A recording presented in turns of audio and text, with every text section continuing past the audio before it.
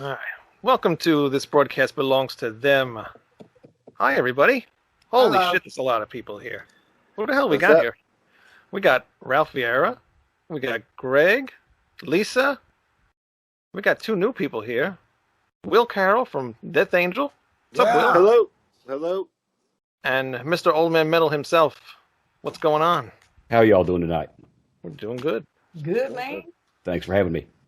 Thanks for joining us. Thanks very much. It's a full house. This is the most people we've ever had on one show. I was going to say, have you ever done 6 before? That's on our regular show. I think I think we did like maybe 7 or 8 people. 16 invitations. That's right. But so welcome, Will Carroll, and thanks for joining the show. And I guess we were talking a little bit before. You actually had COVID. Oh yeah. Yeah. So the worst possible way. Yeah. So obviously you're okay now, but how was that? Going through that? It was a walk in the park. No, it was pretty rough. Luckily, I don't have any lasting effects. My lungs are okay, and my heart's okay. When I first got out of the coma, I was in a coma for 12 days, medically induced coma. But when I got out of the coma, my heart took some damage. I had heart failure, so that was what I had to worry about after. But my heart's recovered 100%, so wow. I'm lucky. Yeah, very lucky. Yeah. Damn right. It's all that drumming, man. It's all that heavy drumming. Yeah, man. My body's conditioned for endurance, I suppose. That ultra-violent drumming? What's that? I said that ultra-violent drumming? Yeah. Ultra-violent drumming. Yeah. When you came back, I mean, everybody knew Will, got corona, but then soon after, like the weeks go by, Chuck Billy got it, Greg Hall, like everybody got it like a couple weeks after. You were the first one to get it out of that tour, because they were all on tour together. What was it? Exodus, Testament, and Death Angel, right? Yeah. Actually the first person who got it was Rob Cavastani. Oh, really? Yeah, I'm definitely not pointing fingers where I got it. But it's possible I got it from him because we were on the same bus together. But who knows, But Rob was sick before I was. Like maybe a week before I was, he was sick. Oh, really sick. Yeah. And just like heading home, that's when I started feeling ill. It was like on the trip home. And when we got to San Francisco airport, Rob was like in the throes of it. He was like right in the middle of the sickness. And I was just coming down with it. But we were both worried about making it back into the country or back into our home, So it was lucky that people working at the airport were Death Angel fans and they knew who we were, and they didn't really they didn't have such a keen eye on how shitty we looked. Well, glad to hear that you made it out and everything. Everything seems to be okay for now. So thank you. Yeah. So good luck and everything. And what's going on with Death Angel? I know you just put out an album not too long ago. The album's a little over a year old. I mean, obviously our touring cycle got stunted, like everyone else's. So when touring commences, whenever that may be, I'm not sure if we're going to still be promoting this album because we only did 2 tours for it, and we had at least 3 more tours planned. So this depends on how long this is going to last, But in the meantime, Rob is sending me new music. He sent me a couple of songs, and they're ripping. They're killer thrash tunes. So I've been working on those, and we have a couple of announcements coming up. Nothing I can talk about right now, but we have some things in the works. But right now we're just working on new material. All right, cool. And their last album was nominated for a Grammy. That's right. Oh, shit, really? Yep, that's right. Good job. That's right. Yeah. Cool.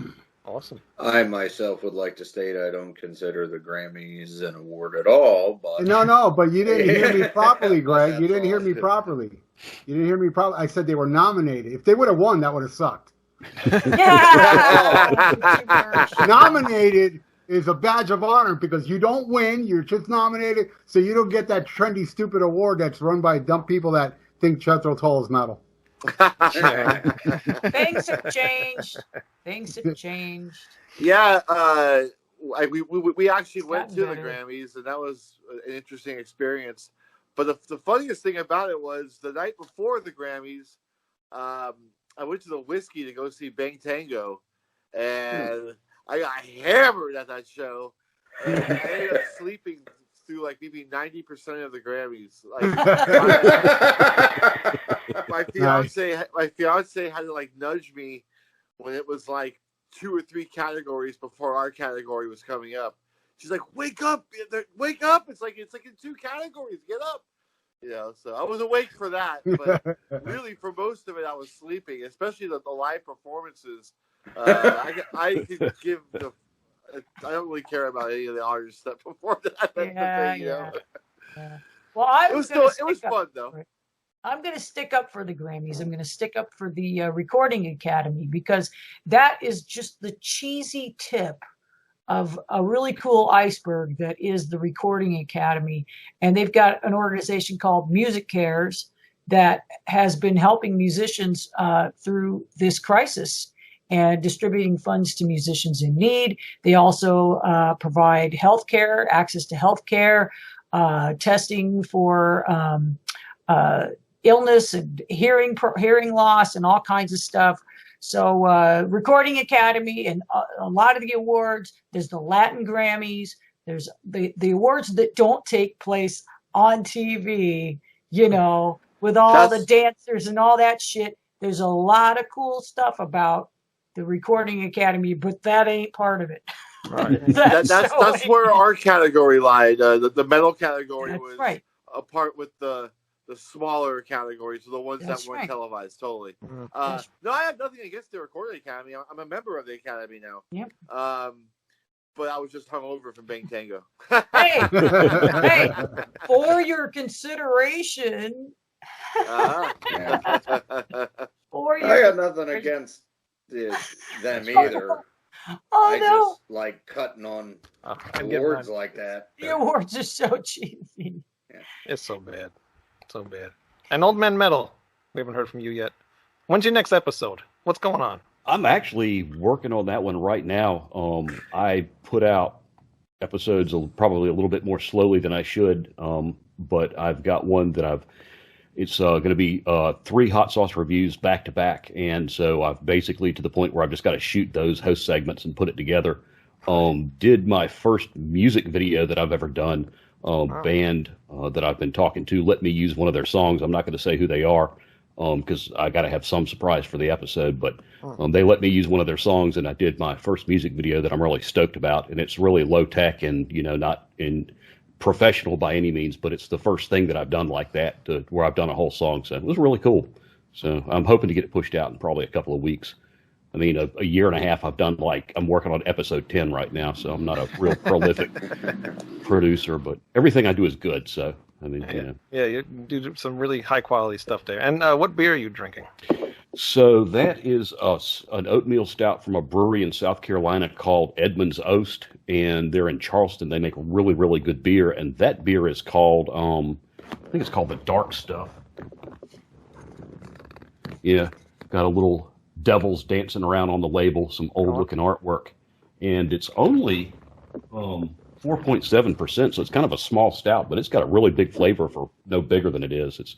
I think they had to have used like some peat smoked malt, because you can taste that peaty scotchy flavor in it, you know what I'm saying? It's pretty good. And it's not like I learned a long time ago doing Pulpit of Doom not to drink the high gravity beers while I'm podcasting, because live I get a few beers in and get a little bit too loose, so try to drink the smaller stuff. Very cool. Awesome. Well, we can't wait for the next episode. Yeah. So, is everybody ready for King Diamond's VooDoo? What, Ralph? Yes? Yeah, I'm ready. Yes. You ready? All right, good. Great. All right. VooDoo is the 8th studio album, which was released in 1998. VooDoo was the first album to feature drummer Jean-Luc Hebert.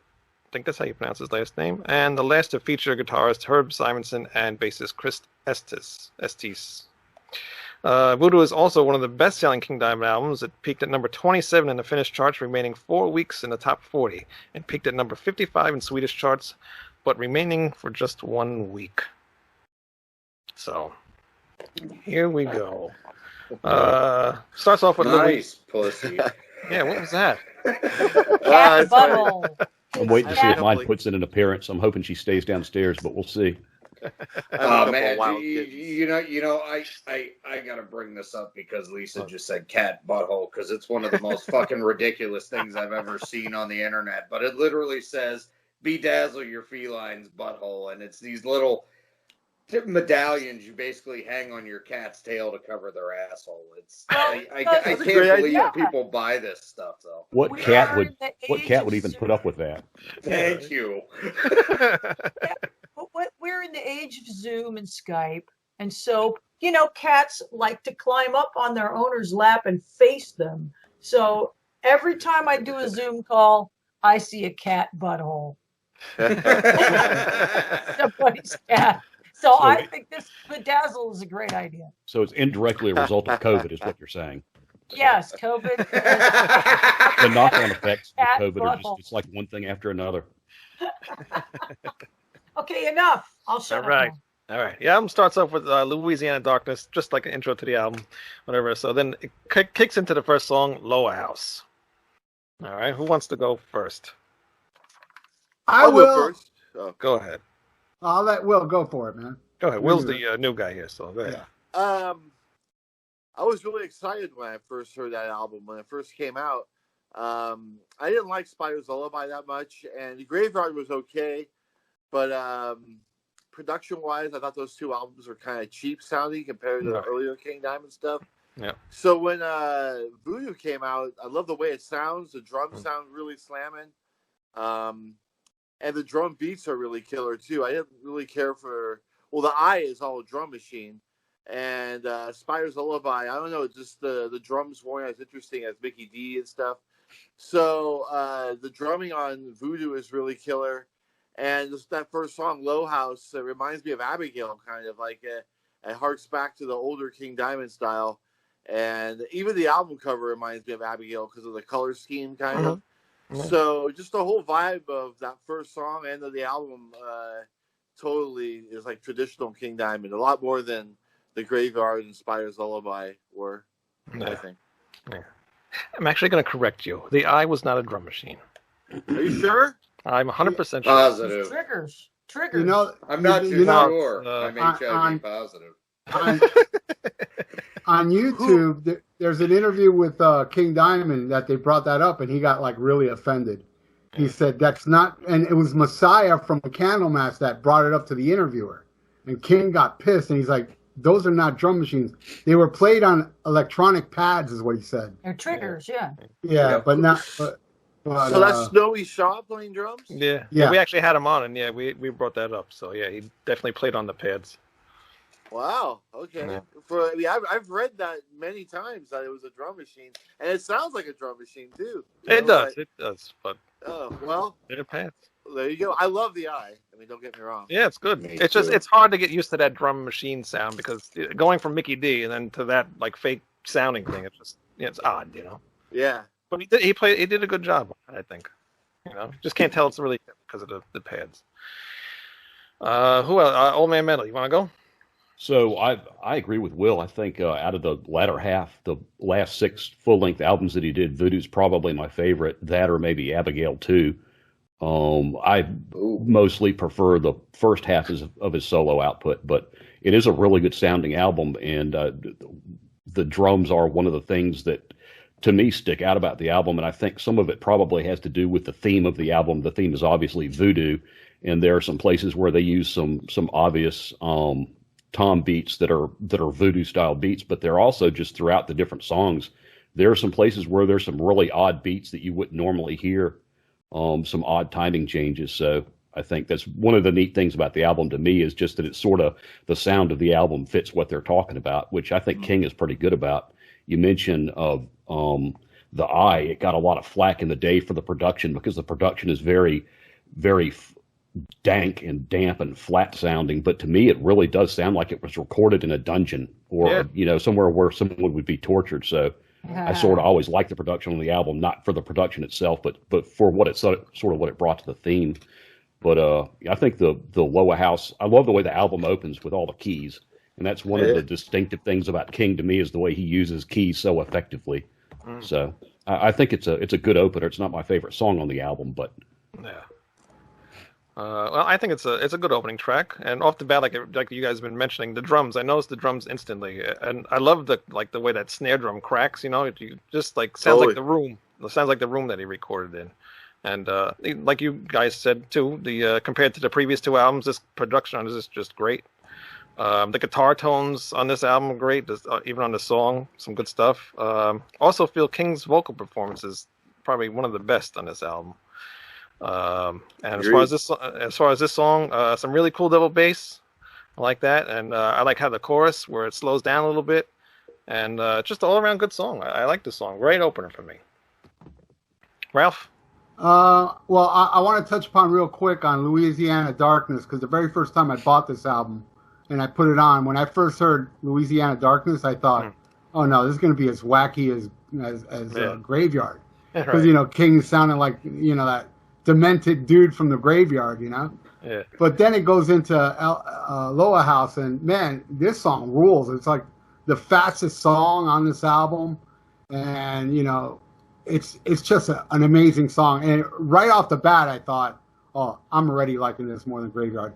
And I don't mind Graveyard, by the way. I don't mind it, but this album is light years better. Yeah. And starting with that song just told me, oh, this is going to be good. Just that song alone. And like what the old metal masters there said, it's my favorite of the later stuff. Yeah. It is. Me too. Yeah, me too. Right on. Greg. This is my favorite of the later albums too. Unfortunately, I only had a chance to listen to it once before we did this, so I don't have a lot of specifics. But I agree with you guys. The whole band to me just sounds rejuvenated and refreshed here. They really sound on like they did during Abigail and them and all that. And one of the biggest differences is the drums and the production here, but they actually sound alive. I mean, there's things I like about the Graveyard, but they almost sound like they're on autopilot on that record. And the production is really dingy and not my favorite, but this is one of the best albums King ever did. It's got a great story. It's got that old Hammer horror film feel again that he kind of lost over the last two. Yeah. Yep, I think so too. Lisa? That track, man, the Loa House, it's relentless.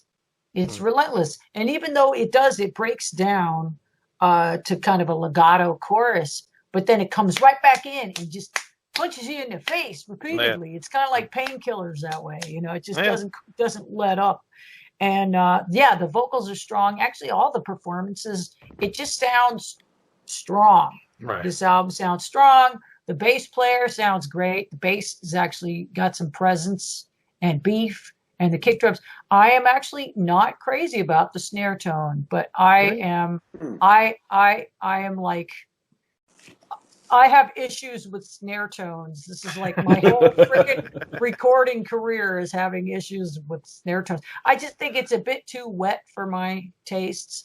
Right. But the performances are that the word strong comes to mind. Yep. Yeah, I think so too.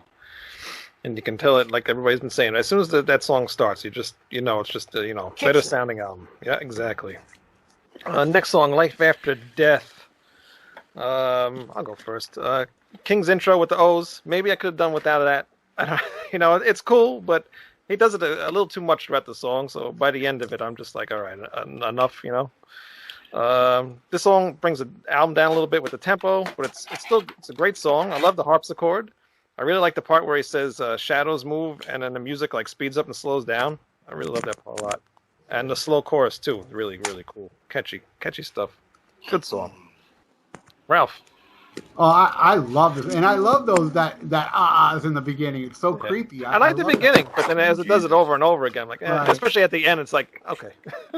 but I love it, and I love that solo has this kind of creepy nightmare tone to it. Is the best way I can describe it.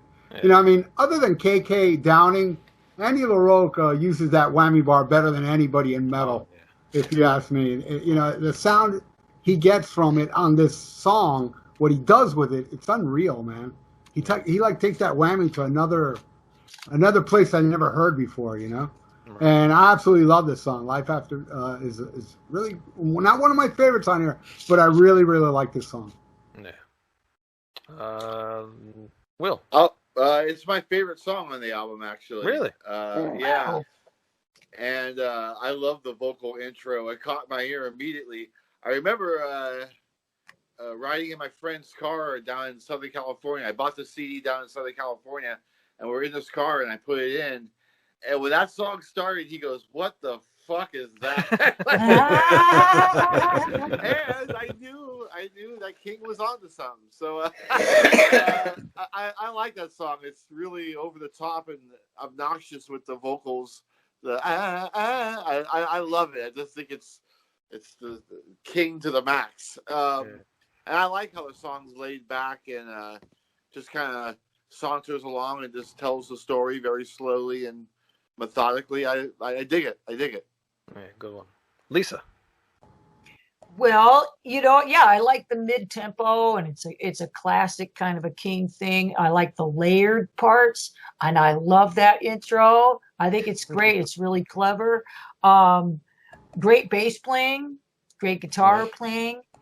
The issue with me, though, and I have the same issue with a lot of the songs on this album, like I was talking to Wayne before, this is not one of my favorite King albums, because I'm really into the hooks, the songs, like the songs on Time were so memorable. It's just this song and some others, the kind of meanders. It goes cool places, but later on, I'm not going, yeah, I got that hook, Yeah.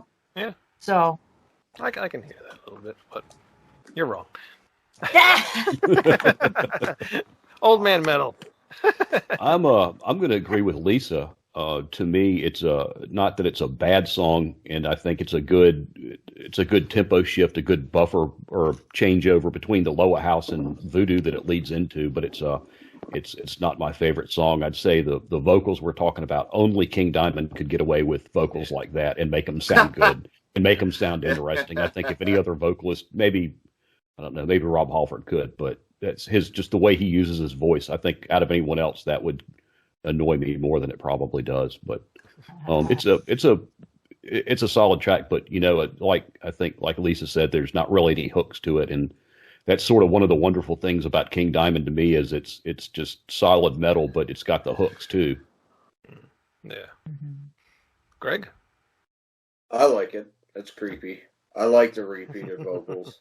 Kind of gives it a highlight, but yeah, it furthers the story real well, and I like it a lot, but it's not like a song I'd pick out to put on a compilation for somebody. I kind of need to hear this one in context. But I think it does its job very well. It's very creepy. Actually, I forgot to mention something. I'm surprised you didn't mention this, Ralph. In one of the lyrics says... go ahead. I'm sorry. Go ahead. No, go ahead. No, I was thinking of another song coming up. Oh, no. In this song it says, Madame Sarita having a snake in her. Oh, yeah. Yeah. How did that escape me? I don't know. My juvenile mind. What does that mean? Yeah, what does that mean, right, Lisa? I'm clueless. Track 4, VooDoo. Old Man Metal. Let you go. Second favorite song on the album. I think it's one of probably the defining songs on the album. Number one, because it's the title track, and it should be. Right. But the use of the VooDoo style toms, the actual little tom drums, to drive it is just it's a defining characteristic of the song, and it's sort of to me a defining characteristic of the feel of the album. Right. It's an absolutely fantastic song, obviously lyrically and in terms of the story, but the tempo of the song, and just it's one of the ones that I think does have some things that draws me in maybe a little bit more. So, like I said, I'd say that's my probably second favorite song off the album, and it's got the dime bag lead work, so that's always something. Yeah, Ralph. This song is the only song I ever seen him perform live, because I didn't see this tour. I saw the House of God tour, and it was still in the set list. I love it. I think the tribal drums is so different for a King Diamond song. Right. Those sounds, and also, man, those sounds King makes during it, like that, those weird, weird things. It just makes it even better, and the and all that shit. I always welcome when King does those weird sound effects in songs. Right. And the guest solo by Dimebag Darrell is just the icing on the cake. The way he rips at the end is phenomenal. One of my favorite songs. Yeah. That's one thing I like about this album. He does do a lot more characters with the vocals on this. Yes, there's a song coming up where he plays 7 characters in one song, which is awesome. Yeah. Will. It's also my second favorite song on the album. Just rips, all the different elements, the tribal drumming, like you guys said. I did see this tour, and it was the first tour he had done in a while, I think. I don't remember him coming through the Bay Area for The Graveyard, definitely not for Spider's Lullaby, but I hadn't seen him in a while. So I saw him on the VooDoo tour, and it was kick-ass. And when he played the song live, it just really was a highlight of the show. And I wish it was still in a set. I would love to still hear the song. Yeah. Ralph, do you remember which band was playing the House of God tour? Was it the band from House of God? I believe so. It might have been a different drummer who played. I can't remember his name, but he played in my friend's band, Agora, who's with Santiago. That was, for a little while working with the guys from Cynic. I can't remember his name now. He's actually the drummer that's with them now. Oh, Matt Thompson. Okay, Matt Thompson, yes. Yeah, okay. I believe he was the drummer that night of House of God, yes. Okay. Yeah, we were just doing an interview with him last night, and that's when he joined the band, was in the middle of that tour.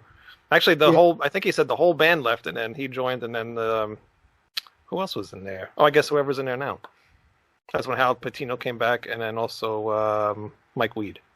Also, I gotta bring up cool theatrics during this song when he played it live, because that girl that he has with him, not his wife, but that other girl, was Jodi. Under a spell. Jodi. Yeah, Jodi was under a spell, and King was doing stuff there. It was really cool visually. Tour. I think that was her first tour. Yeah, she's been with him ever since. She's a good addition to the show. Oh yeah, she's awesome. Yeah, I love her. Totally. Well, good thing you mentioned that, because I got to attach her interview to this album then. Greg.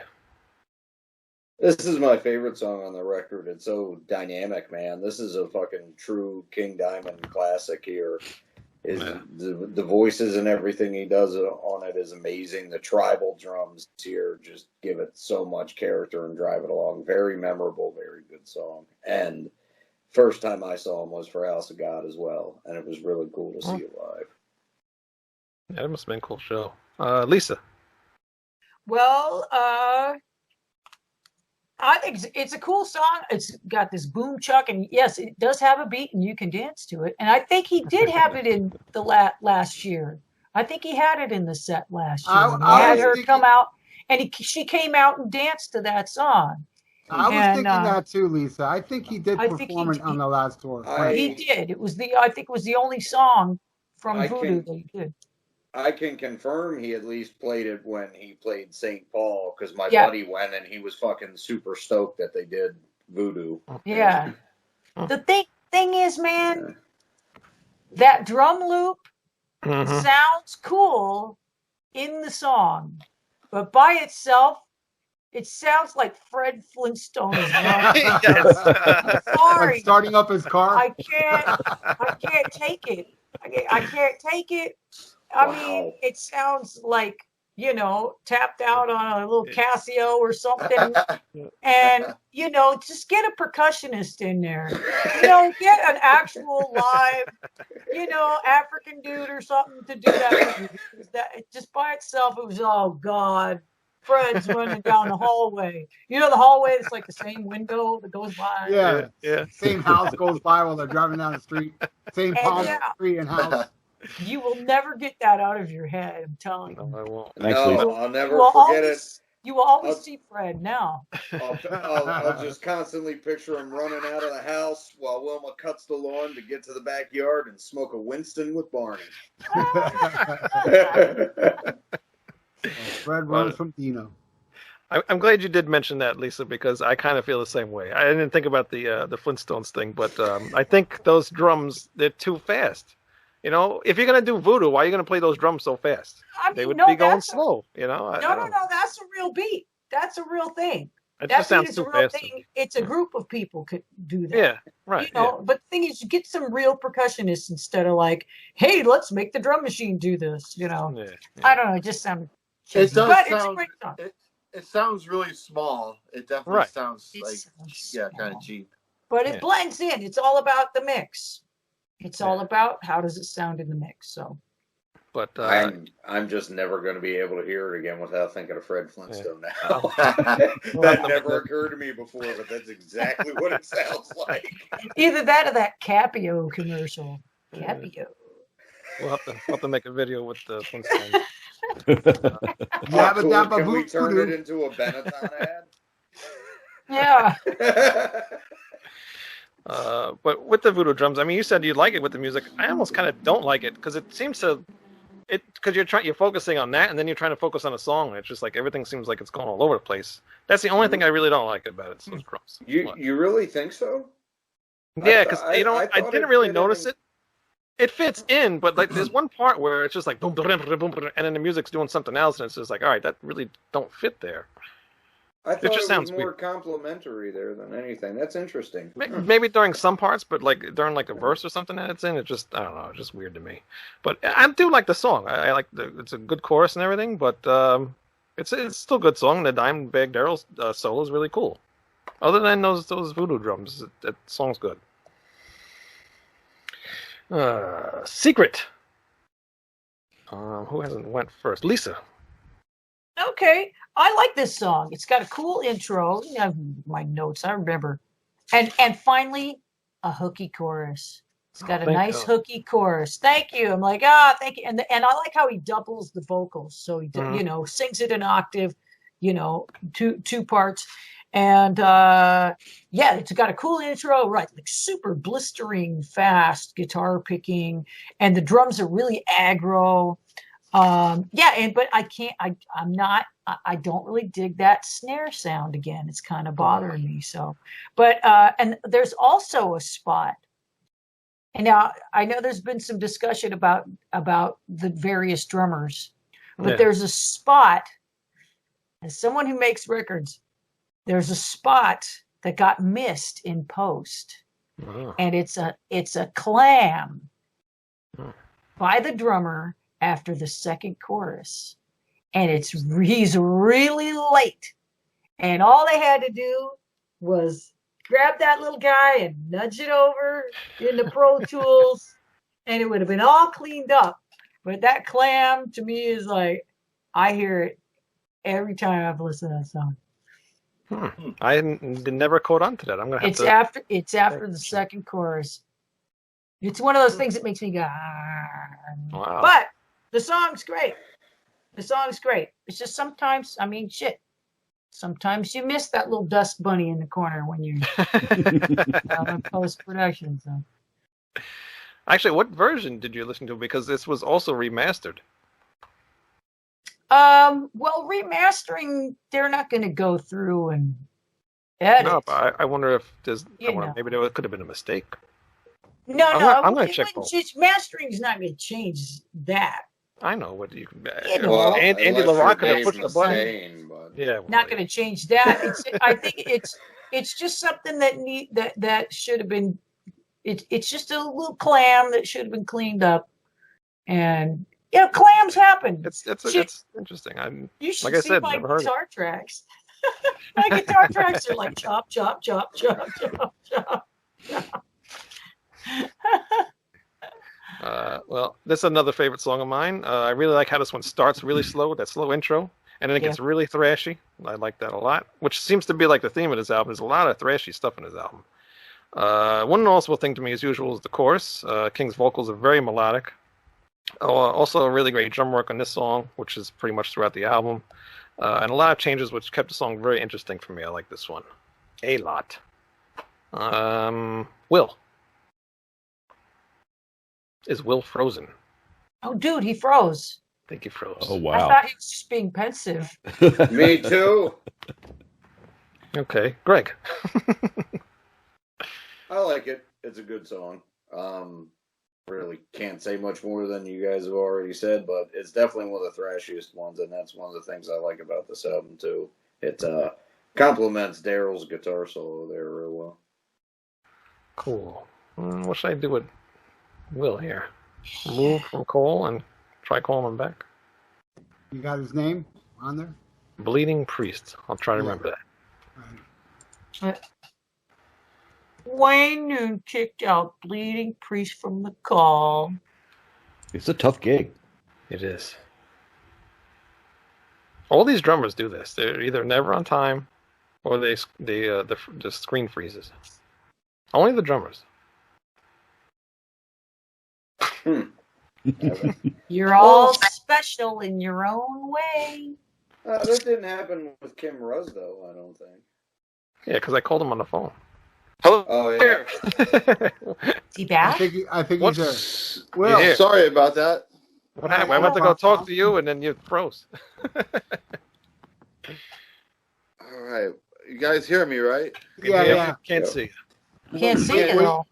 All right, hold on. I got it going.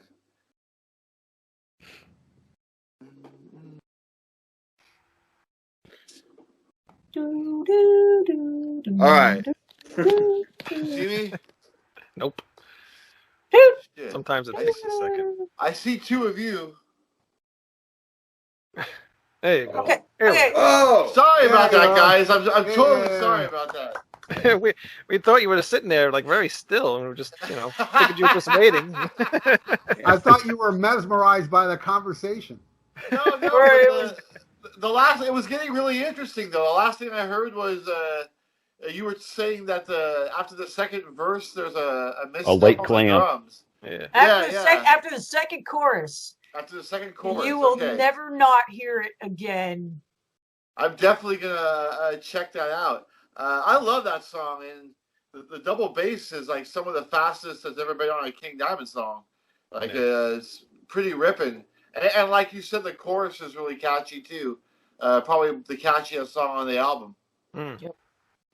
No. Old Man Metal.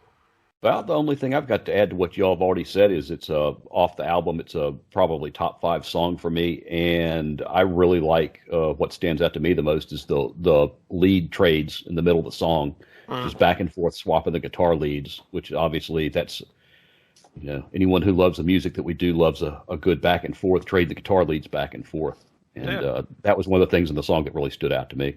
Mm-hmm. Yeah, definitely a great guitar duo. Definitely. Yeah. Ralph. Yeah, you guys pretty much covered everything. All I can say is that, I love from the mid-tempo to the full speed metal.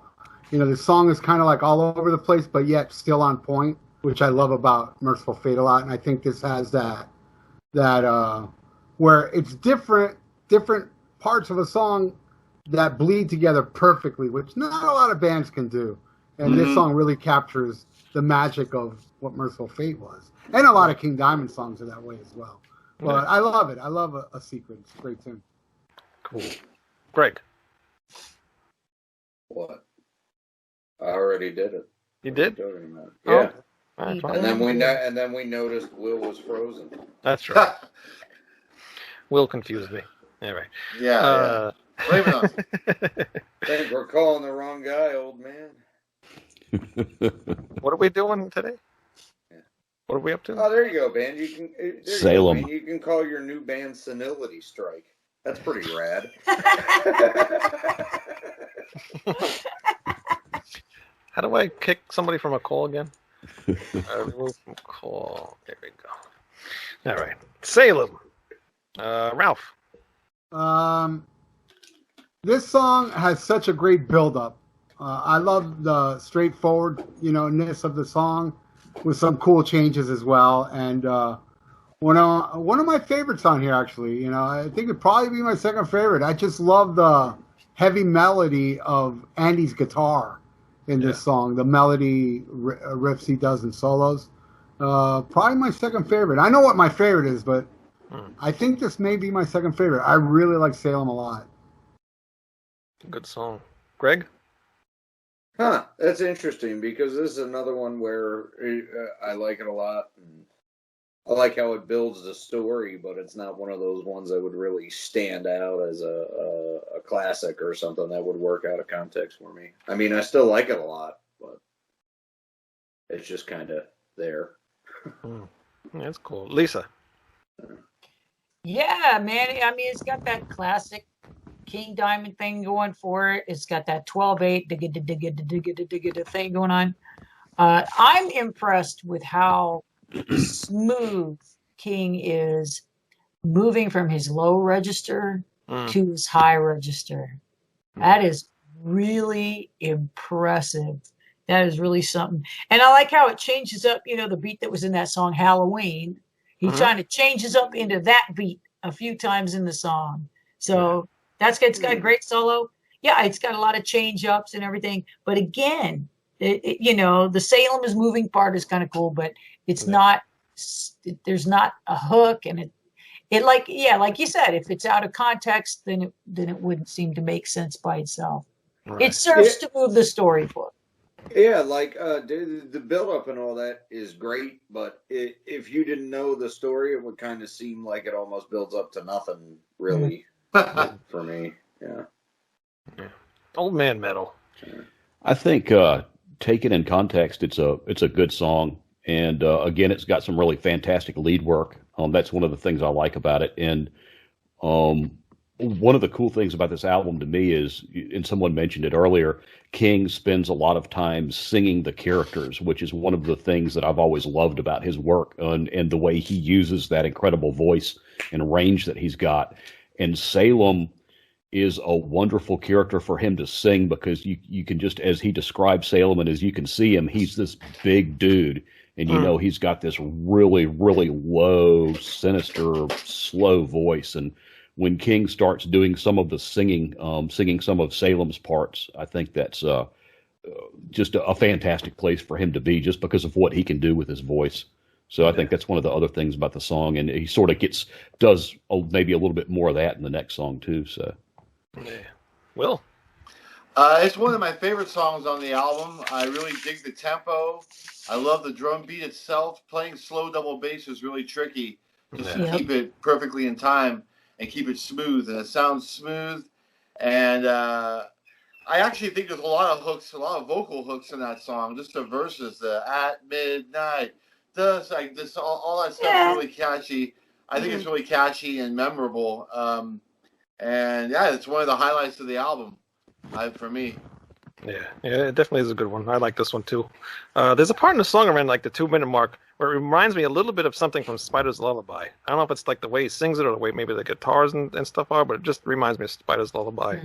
And strangely enough, there's actually a spider in the web on the bottom corner of the album. Yeah. huh? Yeah. So, little tie in there maybe. So yeah, Well, really cool song. and old houses have spiders. Well, it would be inside the house, maybe in the window if he would have put it in the window. But no, this is in the forest, in the woods. See? Maybe he was showing that the double bass was inspired by death. They had a little spider hanging from the D. The real Death logo. Yes. Yeah, right. The only death logo as far as I'm concerned. I agree. All right. 1 down, 2 to go. Actually, we have a lot more to go, but this song reminds me a bit of the intro to A Visit from the Dead off a Conspiracy. Like the way it starts off kind of slow. It's a very similar feel. This is probably one of the best songs ever about breakfast, since it talks about Salem's cooking. Yeah. I love how King screams, "Die, die." I love that part. It's like a really loud scream that he does. Just how he's so animated about singing it, It's just really cool. And great song. I just love how he's just very animated with a lot of things that he says in this. Lisa. Yeah, man. Yeah, that's the best part. Die, die. This song is like a roller coaster because it starts out, it's all tra-la-la, it's so nice, the birds are singing, and then it just starts slamming and kicks into high gear. And the chorus is cool. The vocal performance kicks ass. It's great solo.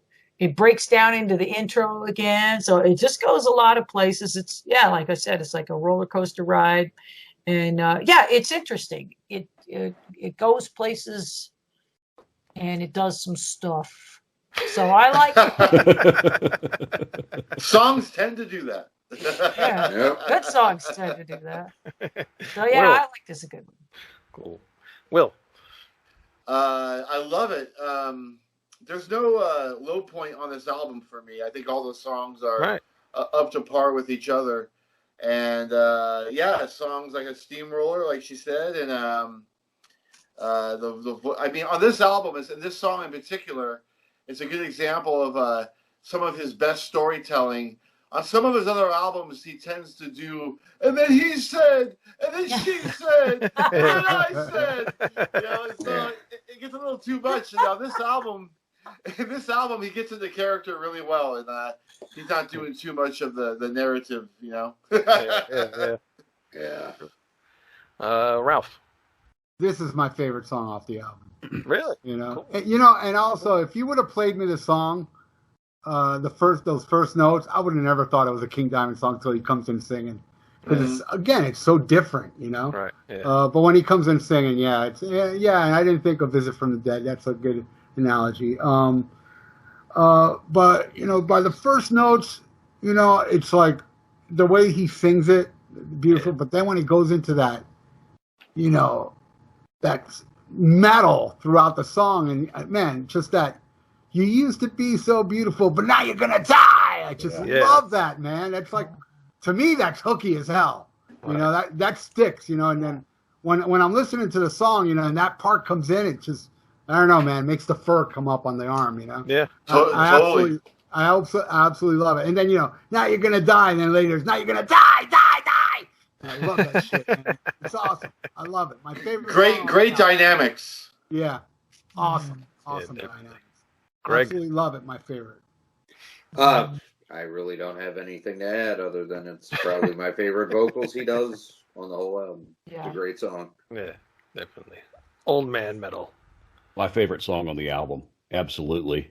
And I think what Ralph said is a large part of it.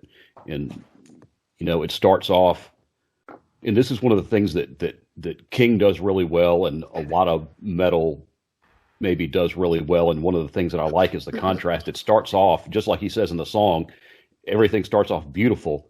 And then you hit the end of that first verse, and it's like when you get to the very top of the roller coaster and you're looking down, and it just goes straight down as fast as it can. And I mean, lyrically, that's even what it sounds like, what his vocals sound like.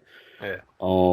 Absolutely fantastic song. And I think that the back and the forth and the even when he's singing the chorus, you used to be so beautiful, but now you're going to die. Every time he does that, it's like a small version of that contrast between the beautiful and the really ugly, the really evil. Right. And you said that the hair stands up on your arms, man. Absolutely. That's just like King Diamond at his best, what he's just really good at. Yeah. Well, you had your cat up before. What's the cat's name? Obi. Obi. Is that the Star Wars? I'm a Star Wars nut. Oh, okay. And my other kitten, I got two of them. They're brothers. The other one's name is Pringles. Pringles? Cool. Good name. Yeah. Are you a fan of Pringles? I eat them until I throw up sometimes. What's your Pringles of choice? The cheddar cheese ones. I like those. I just bought those the other day. Yeah. They are good.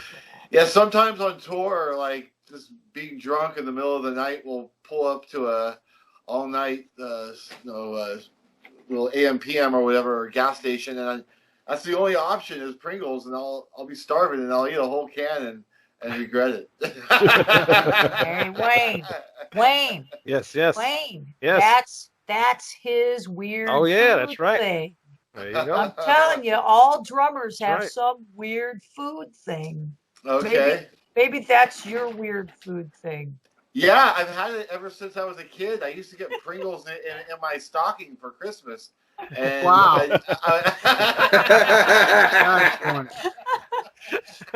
Best Christmas ever. Sponsorship, man. Sponsor the band. Well, Totally. they were back in the day like the premium potato chip because they were the only potato chip that like didn't come in a bag where they all got crushed and there was dust at the bottom. So Yeah. it's like a high class potato chip.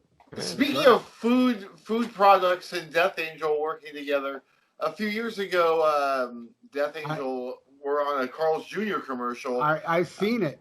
Yeah. So they showed that commercial, a few times. I think during the Super Bowl maybe or something. But like they showed it a few times. And Ted, one night we're at a show. I think we're at an obituary show. We're at the bar across the street. I'm having a hell of a time whooping it up. And Ted goes, "Hey, dude, I got to talk to you about some Death Angel business." And I'm like, "All right," which was kind of out of character for him. When we're out having fun, he never really talks about Death Angel stuff. But he goes, "Dude, Carl's Jr. contacted us, and they're gonna buy you a brand new kit, like a huge fucking crazy kit. Wow. But it's gonna be yellow and red." And it's gonna have the Carl's Jr. stars on the bass drum. Are you cool with that? And I went, "Oh man!" And I was like, "I don't know, dude." and he was going, "Dude, it's a new drum set, man." I was like, "Well, I was like, what did Mark say? Does Mark know about this? I mean, I can imagine him not being too cool with like singing in front of a fucking Carl's Jr. drum set behind him, I was like, really? Mark's on board? I can't believe it. And then he got a good laugh and told me it was all bullshit. But like he had me going for like an hour. I was thinking about it for an hour, going, I don't know, man. Oh, that is too funny. That's great. Anyways, Ted kind of, I don't know him personally, but every time, I dealt with him because, I dealt with him to interview Mark. He always seemed to be like quiet, and I don't see him as a jokey type, but I guess I don't know him that well. He actually, like, the whole thing was out of character because he doesn't normally play jokes on me either. So that's why I believed it completely because it was coming from him. I was like, oh. Like if Mark had said this to me, I would have been like, fuck you, dude. But like, Ted, I believed it. I'll never forget, Will, when I saw it. I actually saw it on TV, and I'm like, wait a second. Is that the Ultraviolence Plan? Yeah, dude. I think I showed it. I think it first aired on New Year's Day a few years ago because I remember we were all at Ted's house. We had been partying all night. We stayed up all night and did ecstasy and stuff. And, and then we were all up in the morning waiting for the commercial to air. It was weird. It was weird especially for Rob, being that it's his song. I wasn't even in the band back then. So, but yeah, it was a trip seeing that commercial. I swear it played during the Super Bowl because I know I saw it on TV, but I just remember being baked out of my mind. I'm like, holy shit, this fucking Death Angel. Yeah. It was a very strange marriage. But yeah, I thought about that afterwards. I was like, Carl's Jr., huh? That's interesting. Mark wouldn't be caught dead eating Carl's Jr., okay? Hey, let me ask you, Will, would you be cool if it was Pringles on your drums? Come on. Just the guy's face. Yeah, just the guy's right on the bass drum. The only food product I'd have on my bass drums or on the lacquered on the kit would either be Steak-'em, because I love Steak-'em, or Magic Shell. I love Magic Shell. Yeah,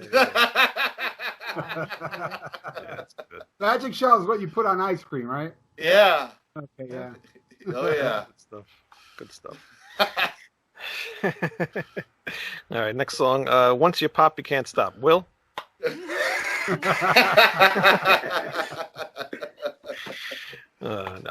Sending of Dead, next song. Sending of Dead. Yep. Really cool. Well, go ahead. No, you go ahead. All right, fine. I will. It's my show. Really cool harpsichord in the background. I love the part where he sings "Let Me Tell You a Story, Madame," where the music picks up. Some really evil-sounding guitar chords in there in that part. Evil guitar-sounding chords in that part where he says, "You better hold your tongue, Salem." Like it gets like really heavy, real dark. I don't know what chords that is, but it's like really heavy chords. Lisa, would you even know? Well, I don't know. There's some bluesy kind of riffs in there. Yeah. I don't know. I have to listen to it again to know what you're talking about. All right, go ahead. We'll wait. Okay. I know what you're talking about. Like there's like a voivody type of chord in there. Yeah. Like a broken chord. Yeah. Like a stacked chord, because there's like stacked chords kind of like throughout this record. I don't know. In the vocals, in the guitars. Yeah.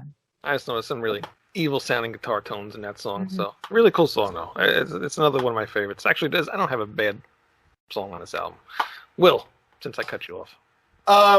Yeah, I think there's some really cool beat changes. The song fluctuates really well, and there's a lot of variation on the same theme, but it's really cool.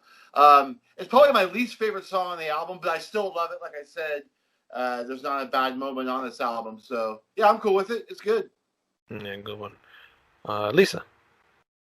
Yeah, it's got a lot of different changes in it. Again, a lot of dynamics. I mean, even like plays cross stick, a couple times in this song. And it's got some bluesy riffs. There's a couple like Sabbathy kind of sounding parts, and again, it's not something that to me is like the most memorable song, but it is interesting and it's got some texture to it. So it's cool. I like it. Yeah. Old man metal. I'll just add, lyrically, it's sort of where you get to the almost not the final conflict, but you're on the precipice of the final conflict in terms of the story. He's tried at first to kill them to get them out of the way, and that didn't work. And so now they're telling him, we don't believe what you're telling us. He's tried to kill him. That didn't work. He's tried to reason with him and say, hey, look you guys can't do what you want to do. You can't shut this cemetery down. And they're saying, we're not going to listen to you, essentially. And then what's the next step? Well, you send the dead from the graves to torment them. So that's the thing that I would add, is just from a story standpoint, it's an important part of the story. It's where you're on the precipice looking down off the roller coaster again. So another roller coaster on this album. Do you like roller coasters? That's a good question. Never, I don't dislike it. Never really had a big heart on for theme parks, but I'm not scared of them. So I guess I do if they're musical. When was the last time you went on a roller coaster? Yeah. Because they've changed. They've changed over the years. That's a good question, because it has been probably at least 15 years. They're pretty horrifying now. Oh my. They are. I was on one 4 years ago, and it was, the roller coaster I was on, they actually took a picture. This is when I was with my ex-girlfriend. And yeah. The picture I have, it's like I look so goofy on it that I was like, nobody will ever see this. I have a goofy yet horrified face on me on this picture. I have a really awesome picture of me on a roller coaster with Ted Aguilar once again. Somehow we figured out where the camera was in the corkscrew. So I'm doing the corkscrew and I'm flipping off the camera right at the camera. And when you walk back out to look at your pictures and buy it, mine was blacked out because I'm doing the finger. But they gave it to me. I bought it, and I still have it somewhere. It's framed. It's a really cool shot. Well, they're quick on the censorship trigger there. Yeah, totally. I couldn't believe it. Wow. They got a middle finger detector. Yeah. It's an algorithm that detects the bird. Or probably a few other things that could be. Have any of you ever been kicked out of a... Nah, I wouldn't really be shocked if Mickey was a fascist. Has any of you ever been kicked out of a theme park? No. No. Wow. Yeah, but probably not for the reasons you are. My father has been. I down in Florida, there's the big Water World right across the street from the Marvel Comics theme park in Orlando. Yeah. I was on tour. We had a day off, and we went to the water park, and they had this thing called Lazy River, and it's just a slow, like the slow jets are pushing the water very lazily, and you sit like in an inner tube or whatever, and just float down the river, and it goes around the whole circumference of the park. So it takes a good like 20 minutes to go around the whole park. You're just floating around. It's exactly what it lives up to its name, Lazy River. So on the final turn, when you're going back past the front of it, where everyone's in line waiting to get on, there's a huge blind spot right there. And so I was with my friends. I was like, "Hey, man, I'm gonna pretend I drowned. So I'm gonna lay face down and float." And so I'm slowly floating, and my friends got out of the water because they wanted to see what it looked like. And they said you could just see this big guy floating like in front of the line of all the kids, and everyone's going, "Oh my God!" And I just remember like someone's hand grabbing my arm and pulling me out of the water, and they threw me out. It was worth it. Yeah. That's awesome. Horrifying little kids is always a good thing. Yeah. Yeah, my father got kicked out. He was, that star game, the one with the gun, you shoot the star out? Yeah, of course. Yeah, he loves playing that game. And one time he played it, and he shot the whole star out, but the guy running the game said, "No, you didn't shoot it all out." So my father threatened to punch him in the face, and he got kicked out. Hey, I know somebody who got kicked out of a Kid Rock concert. You have to help you do that. How do you do that? Yeah, totally. For being too loud and obnoxious. At a Kid Rock concert. Kid Rock concert. Wow.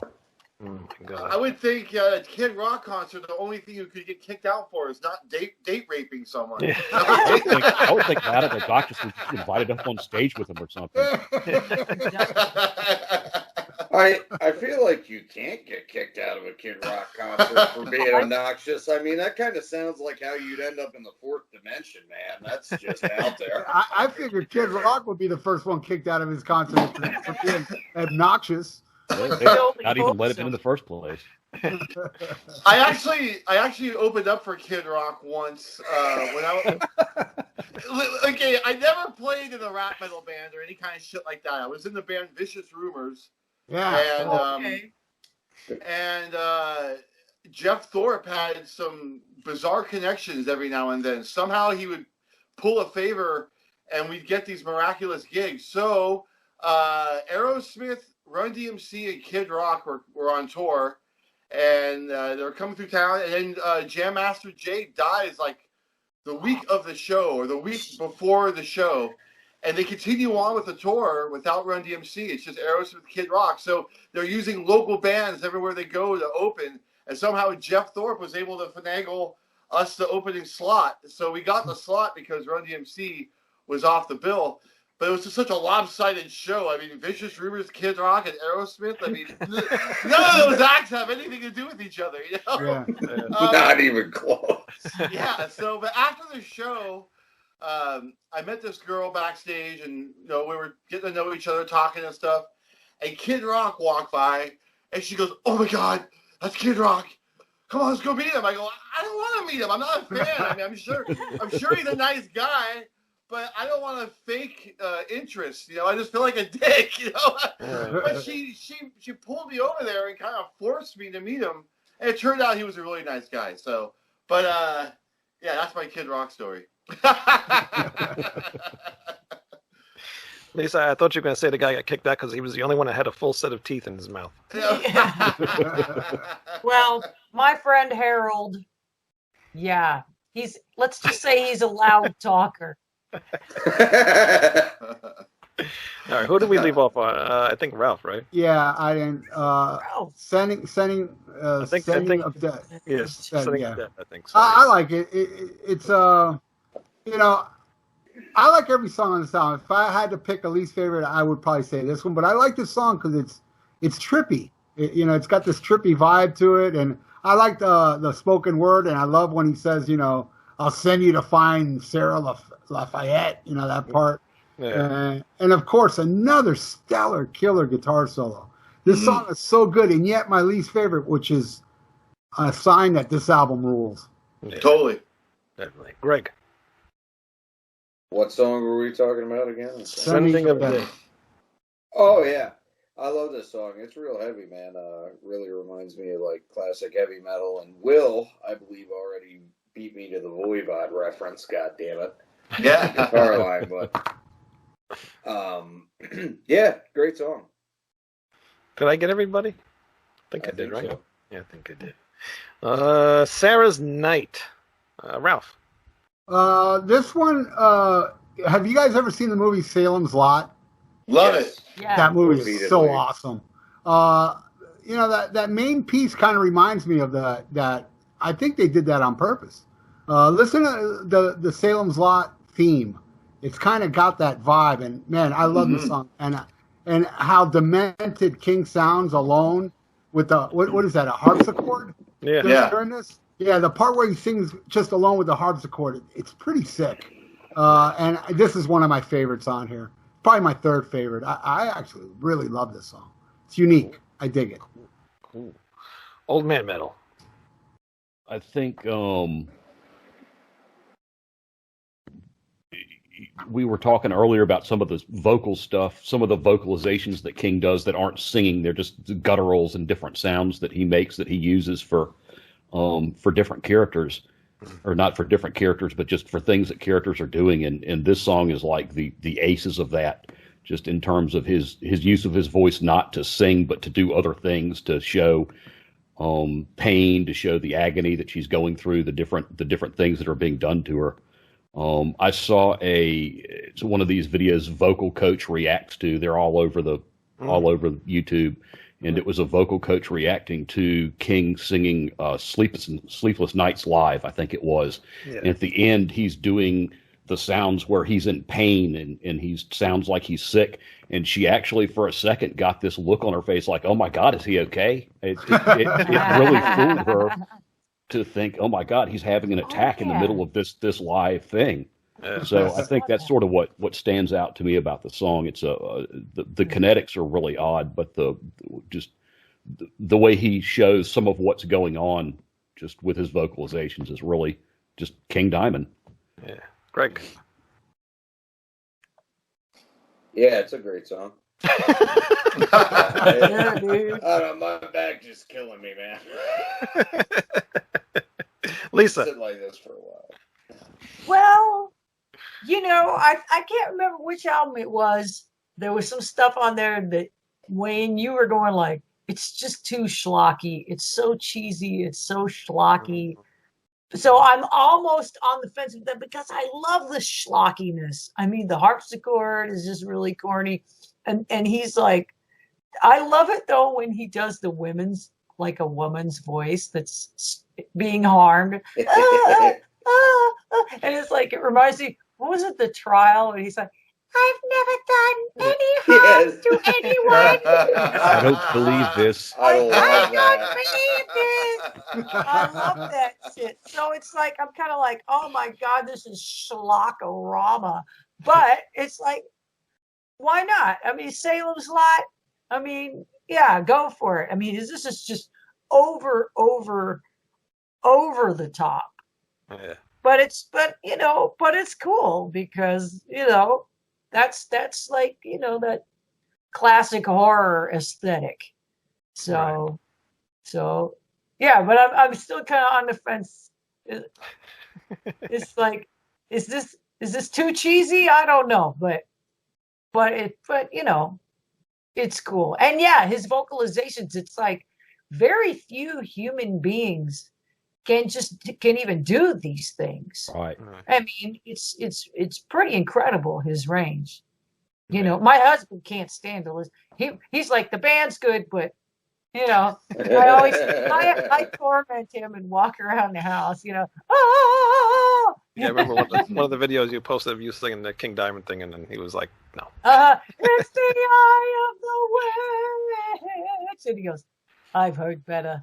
The funniest thing I heard about King Diamond was my friend was playing King Diamond for the first time, and his dad walked by the room, and then he stopped and he goes, "What is that, a parakeet?" Deathbeak. Yeah. Will. Yeah, I dig this tune. It's definitely the most. His vocals have the most personality on this song, and it's a solid track. The only thing that annoys me a little bit about this song is the ending, because he kind of borrows the same idea a lot, like where it's fading out and getting quieter and quieter, and then the big loud noise at the end. He did that on Them, on the song Them, and I think maybe on one of the later Fade albums they do that. But yeah, it's kind of he's kind of borrowing the same idea. But other than that, it's a cool track. I dig it. Yeah. It's funny you mentioned about borrowing things, because I feel the same way too. I like the harpsichords, which they fit really well, and it sounds very similar to the Merciful Fate Time intro. Yeah. Time. Yeah. Yeah, I hear that. Yeah. And I like how King, like we've all discussed about the different vocals that he uses, and at the very end, there's like the little creatures talking in the background, and he does them almost exactly like something that came off of Them. Yep, totally. The ending sounds like the song Them. Totally. Yeah, definitely. So yeah, he borrows stuff, but it's his shit. So yeah, right. It's cool that he ties a lot of stuff in, so that's good. Have any of you ever noticed that? I'm sure you have, but don't get me wrong. I love King Diamond. I'm actually a bigger King Diamond fan than a Merciful Fate fan. Scoff! I know. Let me kick Will off now. I'm a huge fan. I'm such a huge fan that I feel like I can say this, but I think the formula, he's exhausted this formula he does, where he sings all the way up to the last second of the song. Every song is. He's trying to cram in as much story as possible.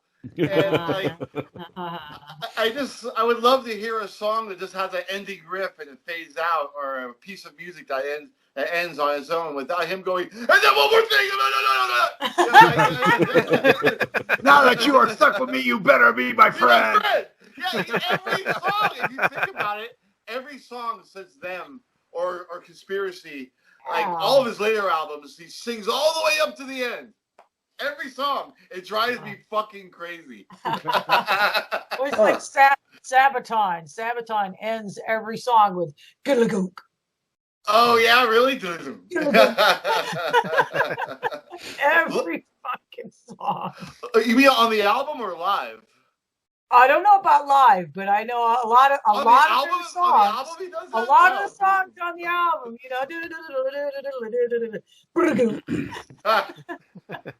it's like a period on the end of the sentence. Well, I'm going to kind of prove you wrong, because the next song, The Exorcist, goes off in a fade. And he's not singing at the end. You're right. Okay. You proved me wrong twice. I got you on that one. Yes, I did. And actually, this is my favorite song off this album. What were you saying? I know. Go ahead. Yeah. My favorite song off of this album. I love this song. It actually kind of sounds a little power metal-ish to me.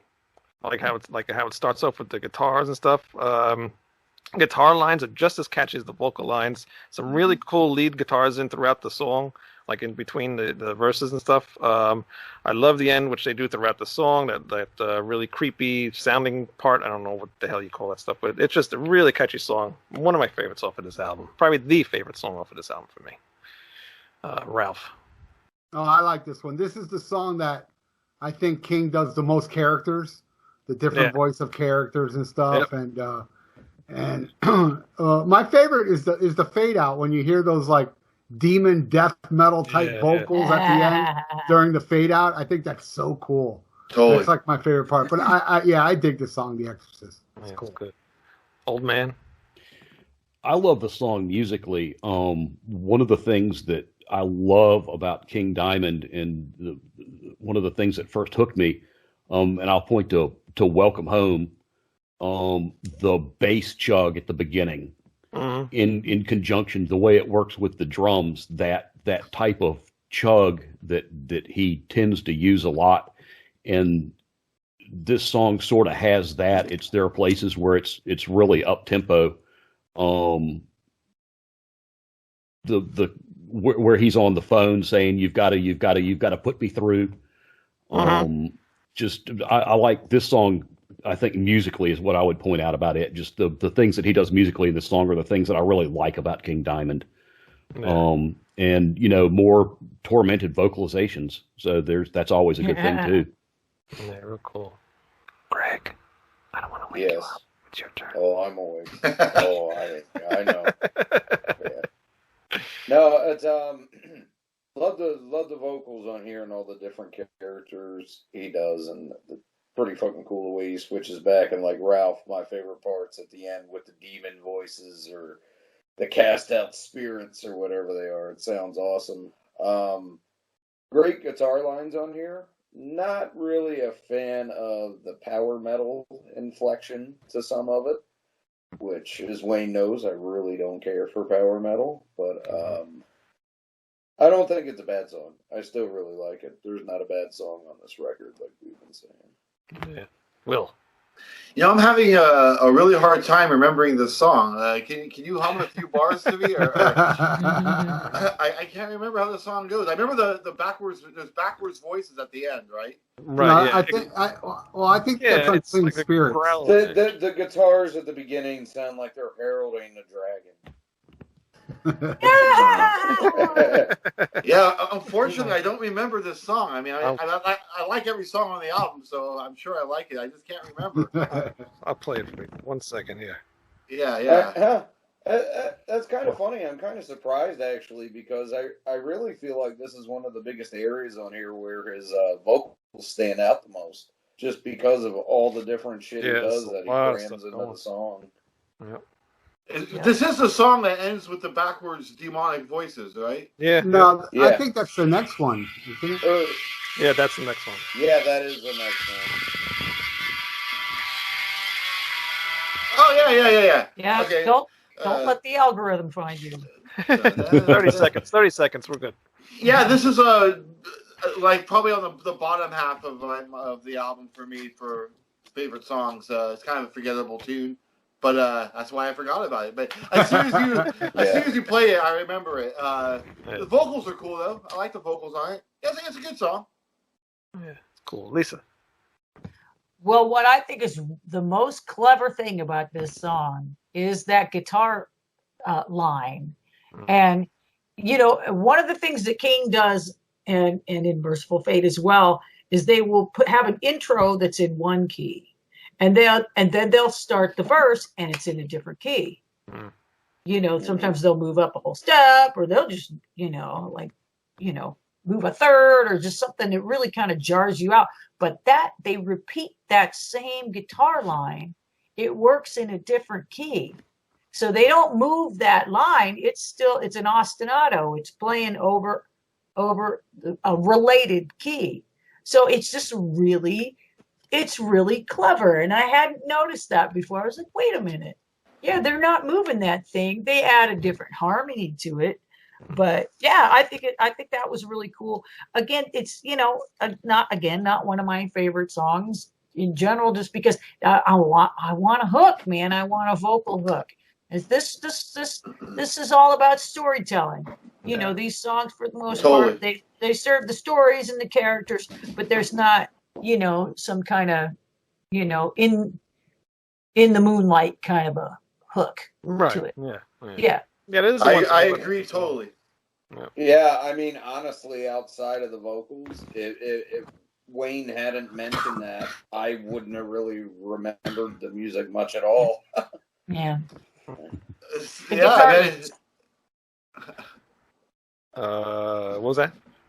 Oh, so yeah, that's why I forgot about it. It's just, it's not the most grabbing song. God, I don't believe my favorite song. I'm upset now.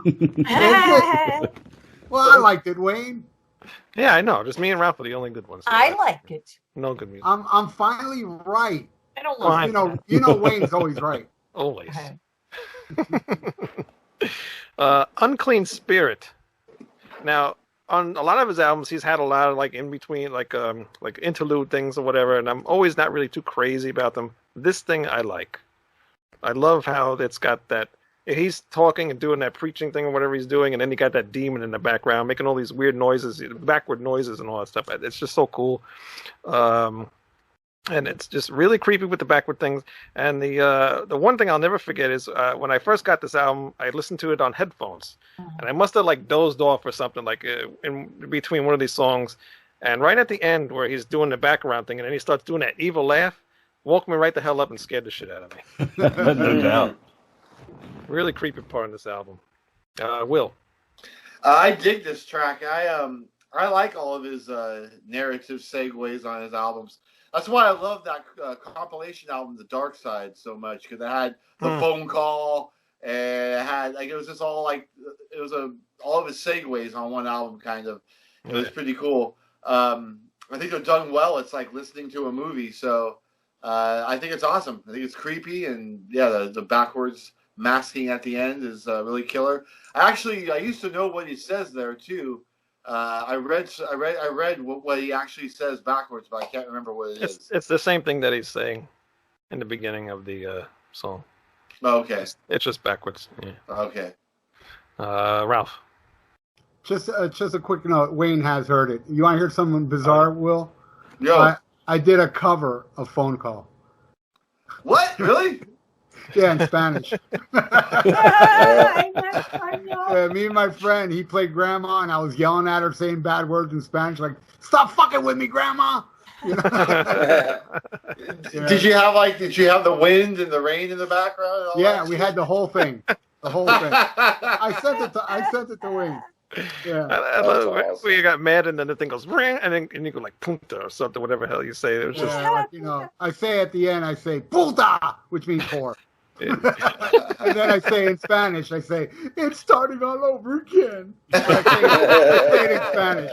I remember buying the Dark Sides at this record store called Musicland. I don't know if it was a nationwide thing, but they had them all over the West Coast. And the fucking guy who rang me up looked at the cover and goes, "Oh, is this guy a wrestler?" Oh, the Libre, man. The Ultimate Warrior's greatest hits. Oh my God, Libre. Ralph, I think you were. Okay, Unclean Spirit. It's pretty much what it is. It's a little keyboard instrumental of an exorcism going on. Yeah. And all that stuff that's said backwards, if you listen to the CD after the last little talk, that what is it? If the only knew, 7 minutes of silence, and then they bring the song backwards, so you can hear everything that's being said on the CD version. I'm not sure if the vinyl version doesn't have it.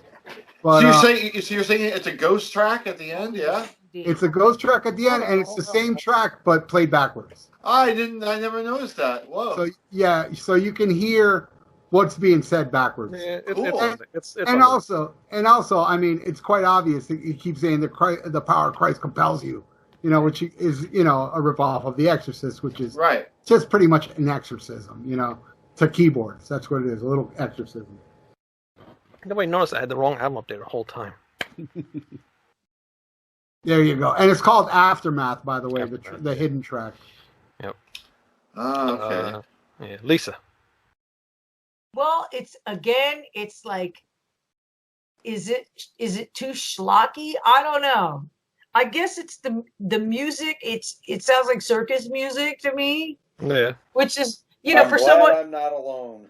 For someone who likes Ghost and Avatar, it's like for me to complain about circus music, and it's just, and the demon noises. It's just like over the top, But then again, it's like that Vincent Price movie thing. I remember when I was a kid, I saw a 3D Vincent Price movie, and it's like, circus performers and some guy with a ping pong ball on a paddle going boing, boing, boing in the camera, like, wow, monster jumps out of you, So, in that light, I will say, okay, I can deal with it. But yeah, it's just the keyboard sound. It just sounds I don't know. Sounds like an evil Yamaha. Huh? An evil Calliope. Yeah, an evil Calliope. I agree. It does sound kind of cheap, like a Casio or something. Yeah. Old man. I think in the context it works. It's like y'all have said, it's one of those things that it's a story piece. It's there for the story.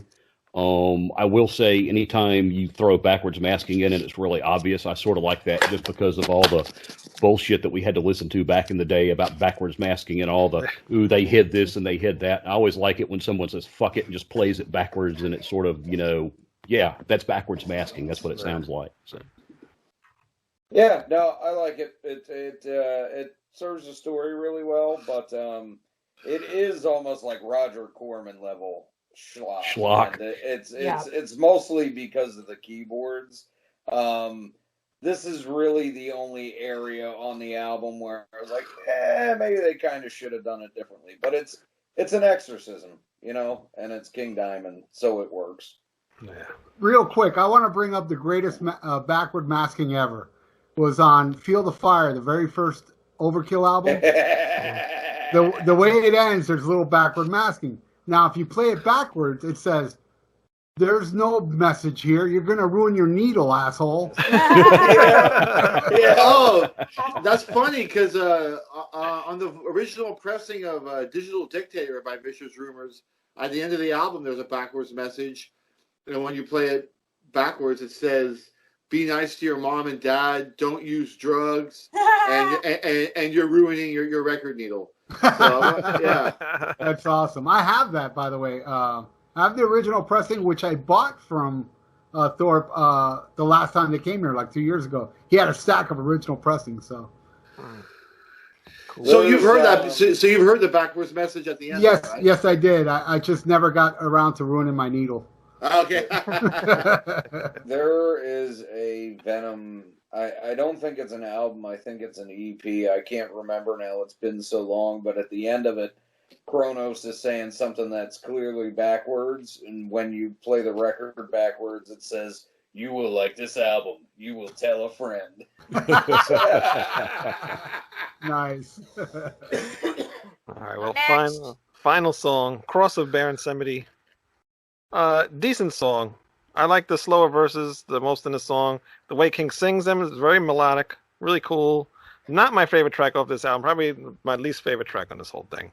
And I think it left the album a little bit flat, but seeing how the rest of the album's good, I'm fine with it. It's a decent ending to the album. Old Man Metal. I think that it. Maybe it's a bit up tempo. You've come out of the whole exorcism thing and the transitional track, the Unclean Spirit. So, it's not my least favorite song on the album. It's not my most favorite song on the album, but I think it's maybe a decent enough way to end it up. And then you've got all the stuff at the end. So it's sort of really not the end of the album anyhow. Right. Music wise, the chorus is got a pretty rocking little beat. I think music wise, it's probably, like I said, it's not my least favorite album. It's not or least favorite song. Not my most favorite. Yeah. Definitely not my least favorite though. So. Yeah. Greg.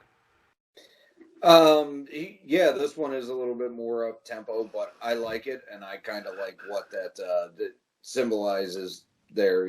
Kind of the light at the end of the dark. It actually reminds me a lot. I'm going to make a weird comparison here, but a Blue Oyster Cult's first album. The whole first album's kind of really almost a dark acid trip that takes you on this journey, and then it ends with Redeemed, which is just this ridiculously upbeat poppy song that says everything's all right. And this is kind of like that. It's not my favorite, but I do think it's a good song, and I think it ends the album really well. Well, this is an odd album for him, sort of, in that it ends in a tie. Mm-hmm. And no one dies. Necessarily always end in a tie, and he even makes a sort of a point at it at the end that we're safe from them, they're safe from us. No one got killed. It's that ending is kind of odd for a King Diamond album. I've always felt like, just from a story standpoint. Yeah, no, evil baby haunts you forever, and Yeah. So he even mentions that about the baby in the story. It's not like Abigail. So yeah. Lisa. Yeah, there's a lot going on. It actually kind of starts out like a rock ballad almost. It's kind of mellow in the beginning. It's got some great bass work in there, and then when it starts, it gets this kind of a bass tone. It's got some bluesy riffs in it, which I appreciate. But yeah, again, it's not one of these songs that that I'm gonna remember. That's I'm looking for my hooks and I'm not getting my hooks. Last song on the album, and you're not going to get one after this. And I'm not going to get one. No, sorry. Next time. Ralph? I think this song is as beautiful as a foot. That one's going out to Greg. Yeah, nice. Hey, man, I didn't believe it when I bit into her face. It tasted just like a fallen arch. There you go. That song rules. What I like the most about this song is Andy. I think Andy's the VIP on this tune. I love his guitar work on this song. Yeah, it wouldn't be like one of my favorites off here, but I think it's a really good closer, and it's just solid. And I just love what Andy's totally the VIP on this tune. That's what sticks out the most to me on this song is the guitar work. Yeah. It's very inventive. Yep, definitely. Will? I think the album kind of ends a little flat for such a dynamic album and a great sounding album, and heavy, really heavy, like heavier than The Graveyard and Spiral's Lullaby. To end it on such a almost pleasant note was kind of disappointing to me. I do like the song. I mean, it's a good track, but for the last song of the album, I was a little taken aback by it. Yeah, you just need something to end that story. Just, make it better. But hey. Yeah. Yeah, the two of the drummers in this show both agree. We're both right. But the other two songs, they're not really songs, just finishing up the story, If They Only Knew, and the Aftermath thing, which we talked about after that. So, as a whole, what do we feel about this album? Will? If you rank it from 1 to 10. Oh, definitely an 8. Okay, cool. I'm going to give it an 8 as well. I think so. Deserves an 8. Old man? I could get behind 8. Like I said, out of the second half of his solo career, it's my favorite out of those 6. Totally. I could go with 8. Yeah. Lisa? I don't know. I'm going to go with a 7. It's not my favorite album. It sounds great. Sonically, it's great. It's interesting, but I want my hug. Ralph? I give it an 8.5, but you know what I would give a 10 to? What's that? Right there. White Chrome. Yeah. For your consideration. Available now. Greg? I give it an 8.5 as well. Cool. It's my favorite record of his later period. Yeah, I think so too. Well, that's it. So after this, we're going to be doing our little interview with Jodi. So please enjoy that. She plays Grandma and all the other characters that go through King Diamond's story. So really cool interview we did with her a while back. But enjoy that. She actually vends art shows with my girlfriend. I found out. Oh, really? About a month ago. Yeah. Oh, that's cool. Because she said she was going to talk to her, and I was like, wait. This is Jodi Cachia. That's cool. Yeah. Awesome. All right. Will, where can people find you if they want to add you to Facebook, or do you even have it, or what? Yeah, I'm on Facebook, just Will Carroll. Will, you got a radio show, too. Oh, yeah, right, huh? I should probably... Yeah, you should be my PR guy. Yeah, dude. What's the radio show? Oh, yeah. Everybody should check out Will and Ralph doing the ranking of the Judas Priest. Yeah. It's very interesting. On the Vieira Vault. And he's coming back. You're coming back for another discography. We haven't figured out which band yet. But tell them where you can hear your radio show, Will. Yeah. It's on this heavy metal radio service called Gimme Radio or Gimme Metal. And it's a 24-hour free heavy metal radio station. And it has lots of... guest DJs constantly, and Dave Mustaine has a regular show. I have a regular show every Monday at 2 p.m. Pacific time. My show is called The Full Metal Jacket, FOOL, The Full Metal Jacket. And I have a lot of themes for my shows. Like next week's going to be Jump the Shark Part 2. So I'm playing just some of the worst metal songs ever. And so I definitely put the Fool in the Full Metal Jacket. It's not too serious. I like to have fun with it. So like this Monday's. What day and time is it on? It's on Mondays at 2 p.m. Pacific Standard Time. Like this Monday's show is a tribute to Chuck Schuldiner. It's excellent. It's awesome. It's free, so get the app. You can put it on your phone or whatever. And also, being Will's PR guy, he was in a Merciful Fate cover band. I was. Hail Satan. Hail Satan. Oh, cool. It was awesome, dude. Actually, on the House of God tour, after their show, after King Diamond's show, we were playing an after party at this metal club called Lucifer's Hammer, and Hal Patino showed up. Mike Weed, was Mike Weed in the band at the time? Yeah, Mike Weed. Jodi, that's when I first met Jodi. But Hal Patino and Mike Weed came on stage and did Come to the Sabbath with us. Nice. Wow. Yeah. But that was a hell of a fun band. I mean, we used to open with Burning the Cross, and we did all kinds of weird tracks. And we actually got kind of popular in the Bay Area. Like, we opened for Exodus once. That was weird. They had a fucking tribute band opening for them. But we opened for Exodus. So, yeah, that was hella fun. Hella fun. Right on. Any other things that any other bands that you're doing besides Death Angel or Death Angel? No, right now I'm doing pre-production, like just working out all the drum beats and practicing to a click track for a recording I'm doing with Matt Harvey from Exhumed. We had a band before I was in Death Angel, and when he was out of Exhumed for a while, we had a thrash band called Scarecrow, like in 2007, 2008, 2009. And we wrote a bunch of great songs together. It's like Injustice for All era type of Metallica stuff. And we never did anything with them. And it's been sitting around for like 12 years now. So now that we all have downtime, unfortunately, and Exhumed can't tour and Death Angel can't tour, we're going to record an album. So in October, I'm going down to Southern California to do that. So that's what I'm working on right now. Awesome. Real cool. Old Man Metal? Oldmanmetal.com. You can find everything I've done one way or another from there. So that's the simple way. Really cool. And you can also find your show on our network, Rat Salad Absolutely. Review. Rat Salad Review. Yeah. Lisa. Yeah, yes. For your Grammy consideration. it's entered in round one. I'm serious. So there's that. And then, oddly enough, in my blues career, I actually released a blues/Americana album. There's a song. It's actually kind of an AM gold kind of a song. It's a little countrified, little country kind of blues. And it's called Old Girl. And it's a song that I wrote while I was making The Poisoner.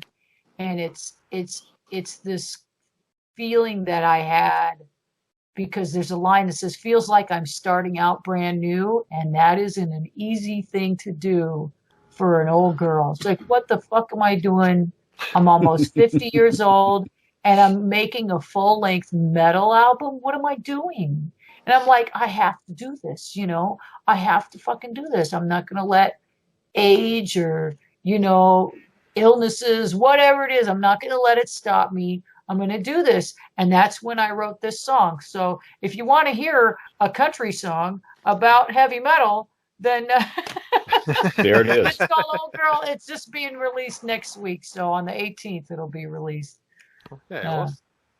And where can they get cool. that? Oh, lisamann.bandcamp.com. So it's 2 N's. Lisa, MANN.bandcamp.com. And it's got some greasy blues on there. It's a 5-song EP. We covered a Sister Rosetta Tharpe tune and made it kind of heavy and greasy. It's got a badass shuffle on it. So, yeah, Yeah, check it out. Check it out. And then rightquorum.bandcamp.com. Room.bandcamp.com. Yep, that's still happening. And actually, I think I'm going to start doing a benefit.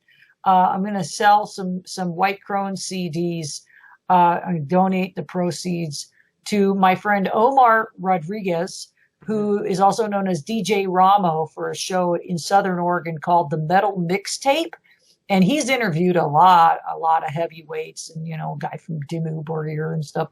And his house burned down. He's got a new baby. Uh-huh. His house burned down and his mom's house burned down. So nobody's got anywhere to go. So, and check out my Facebook. I'm Lisa Mann Music on Facebook, and I'm going to be sharing that as well, that fundraiser to help that family out, because he's helped a lot of metal people out. I'm going to share that on Twitter, Metal Twitter too.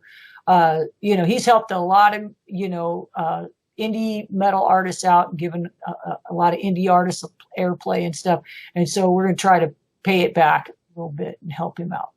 Really cool. Yes, I retweeted that earlier. And Splintered Throne. What's going on? And Splintered Throne. We are still working remotely, and we are still working. Actually, after we're done with this, I'm going to make some soup, and I'm going to come down here, and I'm going to add some vocals to a track. So we're trying to, massage out some of the changes and stuff. So, yeah, that's, it's a slow process, but we are working on a new CD. And some of these songs kick ass. These songs, you guys are gonna fucking love these songs, I'm telling you. So I'm really proud to work with these guys. Looking forward to it. Really cool. Ralph, anything else going on with you? Well, you can Vieira Vault podcast with Will Carroll. Check out those episodes. He's been on a few. Almost Human 56. And my band Thrash or Die, check it out. We're working on new material. I'm getting Pro Tools very soon where I can do vocals at home finally.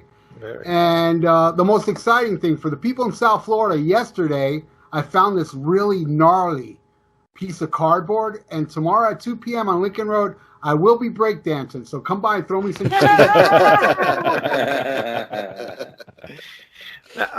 one thing I wanted to ask you, the thing you're doing on the... I can see that now, Ralph. You out there, and then you stop. Pesos? What the fuck am I going to do with pesos? Well, hopefully they'll throw me some money. I plan on playing some of those songs Will's playing on Jump the Shark, some really bad metal songs. Parental Guidance will be one of them. Oh, yeah. No. I hate that song. Oh, who doesn't? I like that song. But anyway. Really? Yeah, it's all right. He's always right. Yeah. This one time, like 8 months ago, I saw two dudes kissing in a park, and that was the gayest thing I had ever come across until Wayne just said that. Anyway, Ralph. Ralph, kick him off the call. Kick him out. I noticed on your I think Vieira Vault, you keep posting like having people pick which album they like. Are you going to end up doing something with that, or are you just doing it for fun? That's a whole YouTube thing. I'm just bringing traffic to my podcast channel, which it's just there. All I do is post new episodes. So I figured, let me bring some traffic. So those pictures I put are actually stills from my YouTube channel when I do my track-by-track album battles. All right, cool. Very interesting. All right. And Greg, you got nothing, so we are done. Yeah, I do. Ow. Get out there and buy a Budgie record. Yeah. Right on. Go buy the Budgie. And go visit Rat Salad. Discography for you, Ralph. All right, go visit ratsaladreview.com, and we will see you guys next time. Smack 'em again. Bye. We are here with Jodi. How do you say your last name, Jodi? It's Cachia. Cachia. Okay, that was easy. All right. Well, welcome, Jodi. Than it is. Yeah, I have that problem. But welcome, Jodi Cachia. Welcome. Yes, and you play Grandma. Well, actually, you play a couple different characters, don't you? Yeah, a bunch. I mean, it switches up all the time from tour to tour, but if there's a character to be played, I'm doing it. Also, is there somebody else that plays other characters as well? No, I mean, just King, really. you know, every once in a while you might see a monk running around on stage. Yeah. But no, as far as full-time acting, it's just me. Just you. All right, cool. So when did you get started with King? In 98. 98. VooDoo Oh, okay. Yeah, US VooDoo tour. Yeah. You posted a video, picture, I think either today or yesterday or something, and it was a very small stage. I guess it was for the VooDoo tour. I don't remember. It was probably a VooDoo tour. If not, maybe House of God. It was a long time ago. Yeah. It's crazy. Yeah, I was. I just happened to be like looking through some old photos, and it's like, holy shit. It's like, you know, like I go to shows like that all the time in little places, but it's hard to think about when we were doing that. You know, pushing whatever we could into any stage, you know, we could get into. And I noticed one of the tombstones was on the floor, and I'm like, how does this even work? You do, you can. It was always, you know, you roll up and see what we have, and just, you know, work with whatever we could do. So, yeah. You know. What was the smallest stage you've ever worked on? You know, I think somebody brought it up after I posted that, and there was a spot in Coney Island that I don't even remember. I could not tell you. I think they said the name of the place, and I didn't recognize it because I'd never heard of it before or since. And we pretty much played on the floor. It was crazy. Yeah, it was really, really, really crazy. I wonder if it was Coney Island High. That's the only thing I can think of. Coney Island. It was, if I bothered to like look at it, I could probably see it. That's all right. Yeah, it was. Like I said, I never heard of it. I wondered for years. I was like, what was that place? Like, did it shut down immediately afterwards? Because, I mean, I go to New York for shows and stuff. But, yeah, somebody mentioned it, and I was like, all right, well, at least somebody out there in the world remembers it. That was next level, though. Even for those days, it was definitely a challenge. Yeah. So how did you get involved with working with King? It was pretty random. I was kind of promoting a band, a local Philly band back at the time, and I'm talking like AOL. Oh, wow. Days, you know?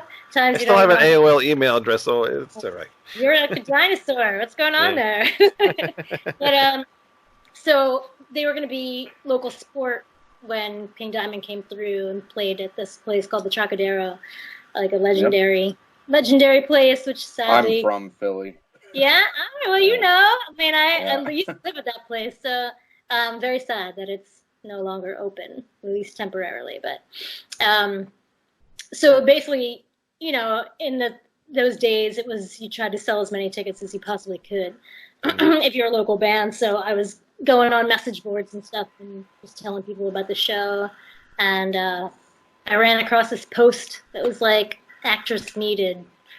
And I was like, all right, well, this is like a week old. I'm sure it's already filled, but I'm just going to reach out. That way, when the day the show comes, I have something better to say than like, hey, man, nice set, you know? So I wrote back and just kind of like, you know, hey, I'm familiar with the stage. You know, I throw in some jokes and I heard back like right away. Mm-hmm. And so then I was like, oh, this might be like real.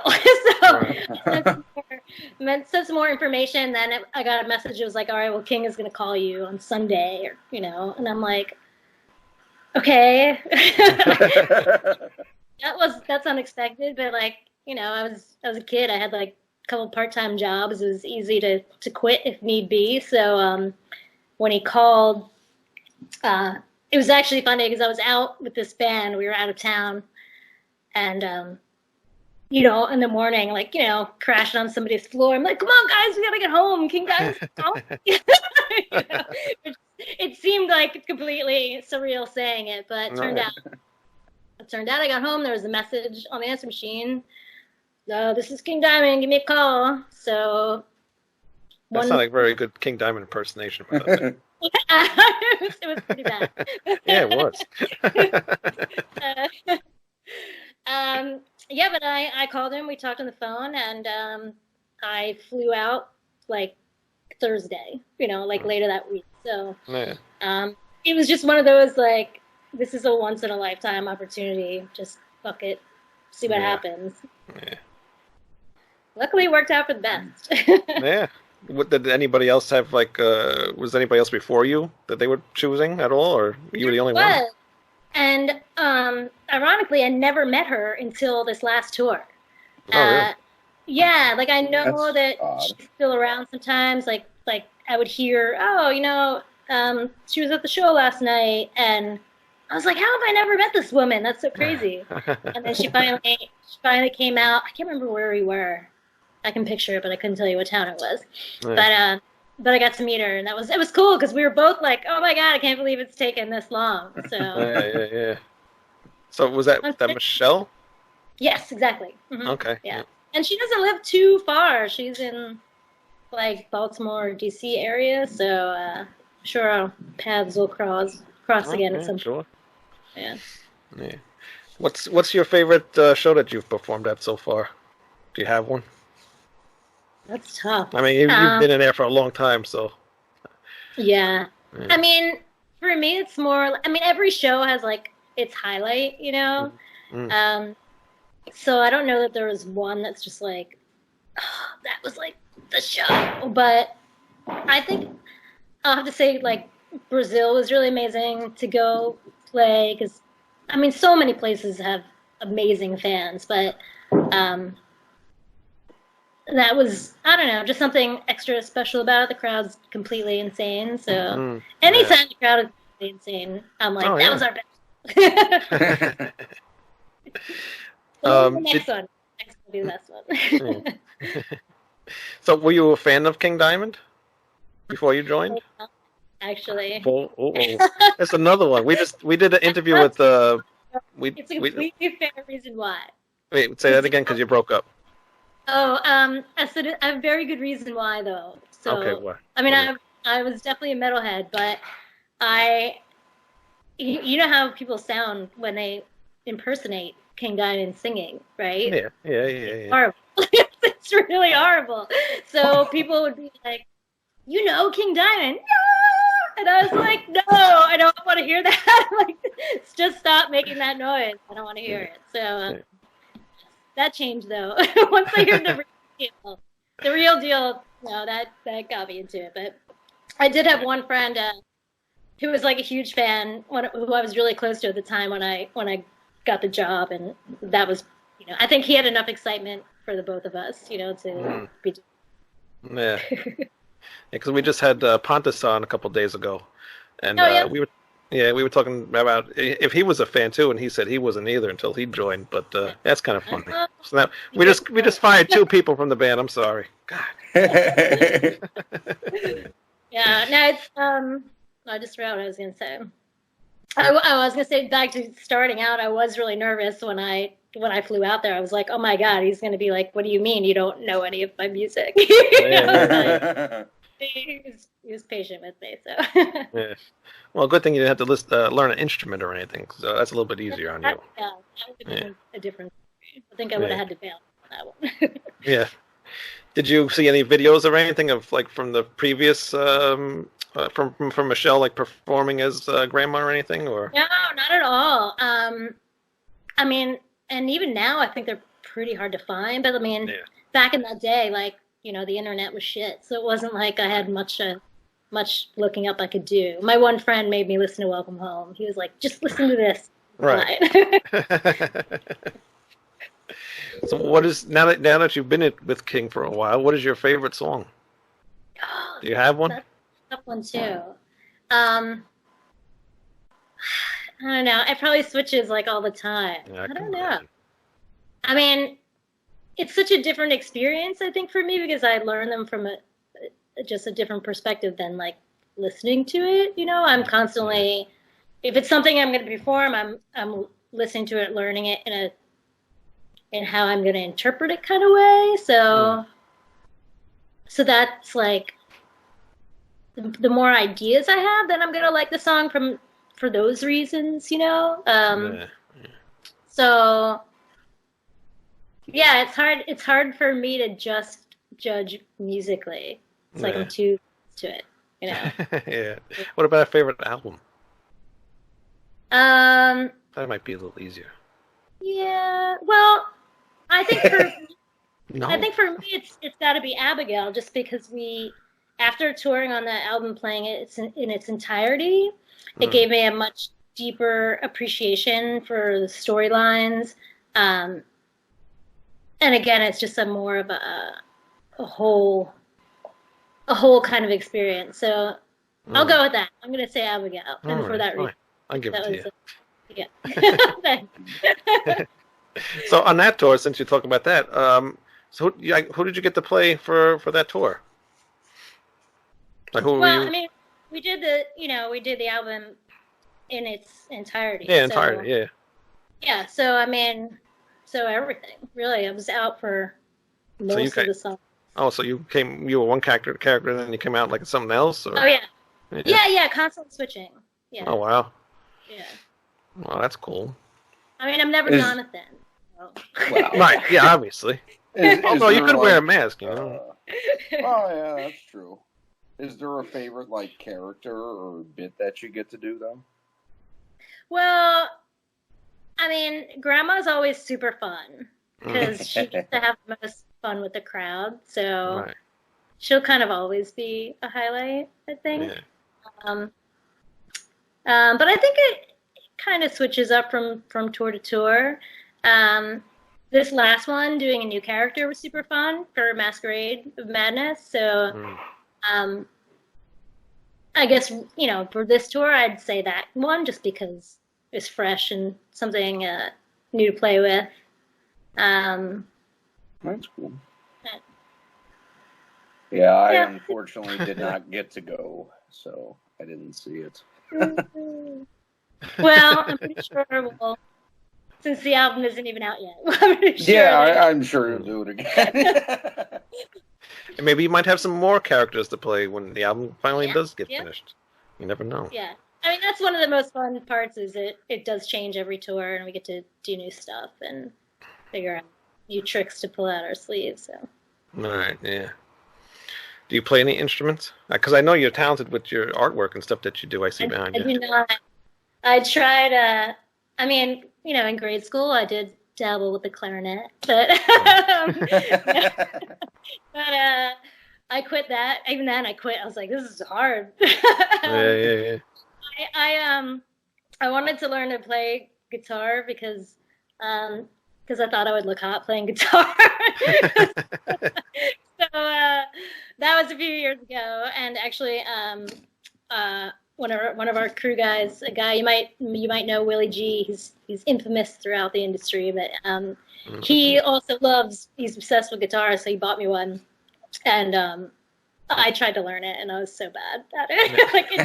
At the time I was singing in a band, and I would bring it to our rehearsals, and my guitar player's amazing, and he teaches, but he'd be like, do this, and I'd be like, my fingers don't do that. So, right. Yeah. It didn't last very long, I have to say. Yeah. Are you still doing your band?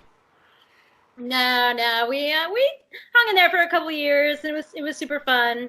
But it was one of those, I came home from tour one time, we lost our practice spot, and I was like scrambling around trying to find us a new place, and then everybody was kind of like, are we even really doing this anymore? Yeah. But it was also funny because it was really kind of like a doom band at the time. I was like a total thrash head, so I was like, why am I the one trying to keep this together? Right. But Yeah. Now I think I'd appreciate it a lot more than I did at the time. But sometimes it's everything. Have you ever had any mishaps on stage? Oh, all the time. All right. Yeah, I mean, nothing so bad that it really sticks out because I mean, working on the fly is part of what I do. Right. It's always it's like, oh well, just come up with something else. Right. Yeah. Major. I mean, I joke that I almost fall all the time. But yeah. thankfully, not anything that anybody could notice yet. So hopefully that stays that way. Right. Sometimes little things will happen, like some sort of trigger. Like if we have a smoke trigger or something that won't go off, and if I'm like, oh, be smoky, and it doesn't happen, then I just have to be like, oh, do something else. So you're good at improvising. Yeah, exactly. That's it.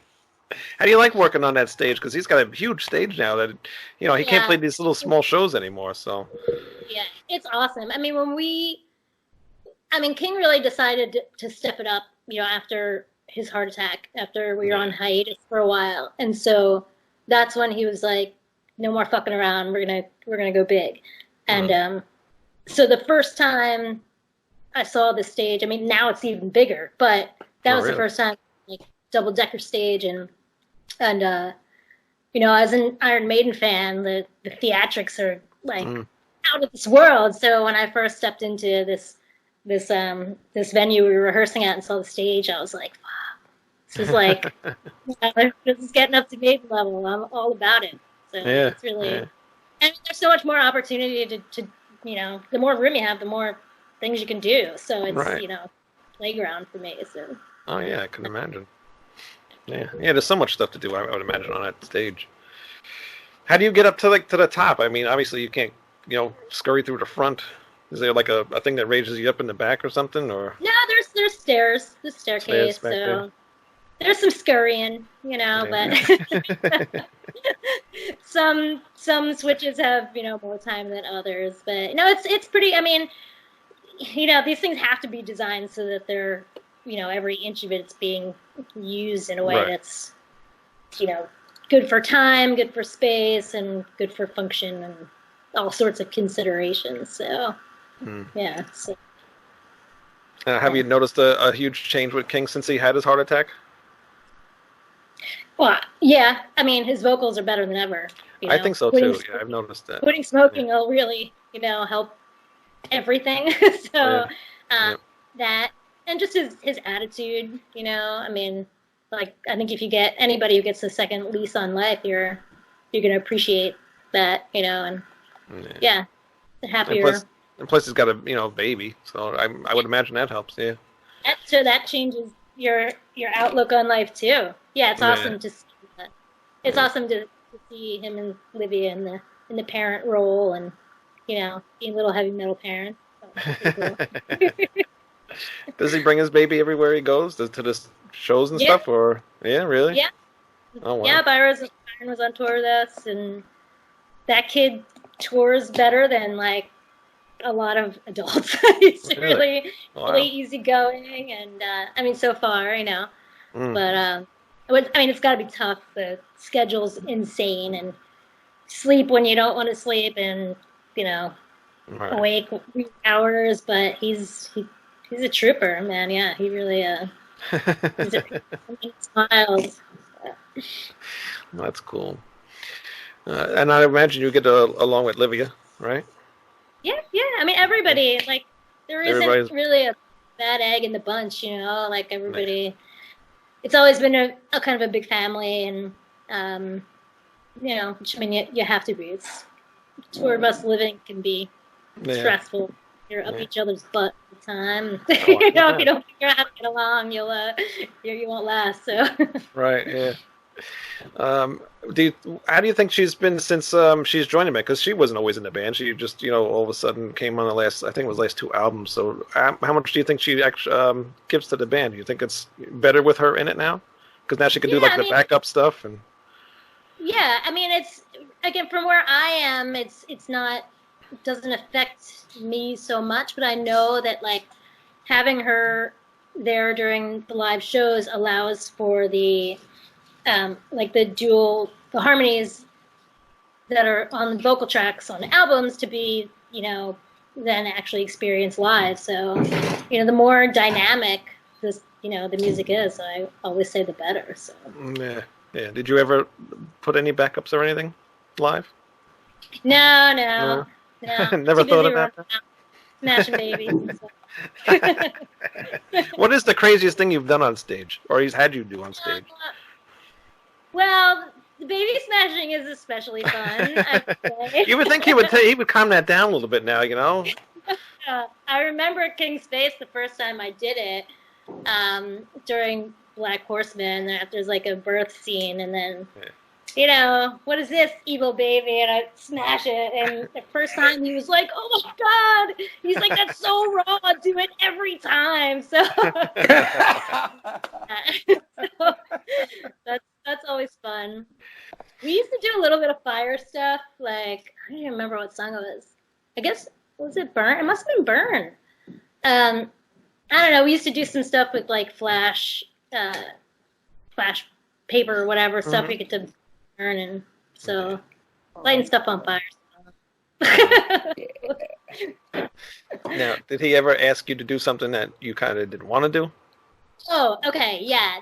As you mentioned it, so there's a coffin trick that, or a coffin that's in the show. I think we've done 2 tours of it, and it's probably like the first tour I did.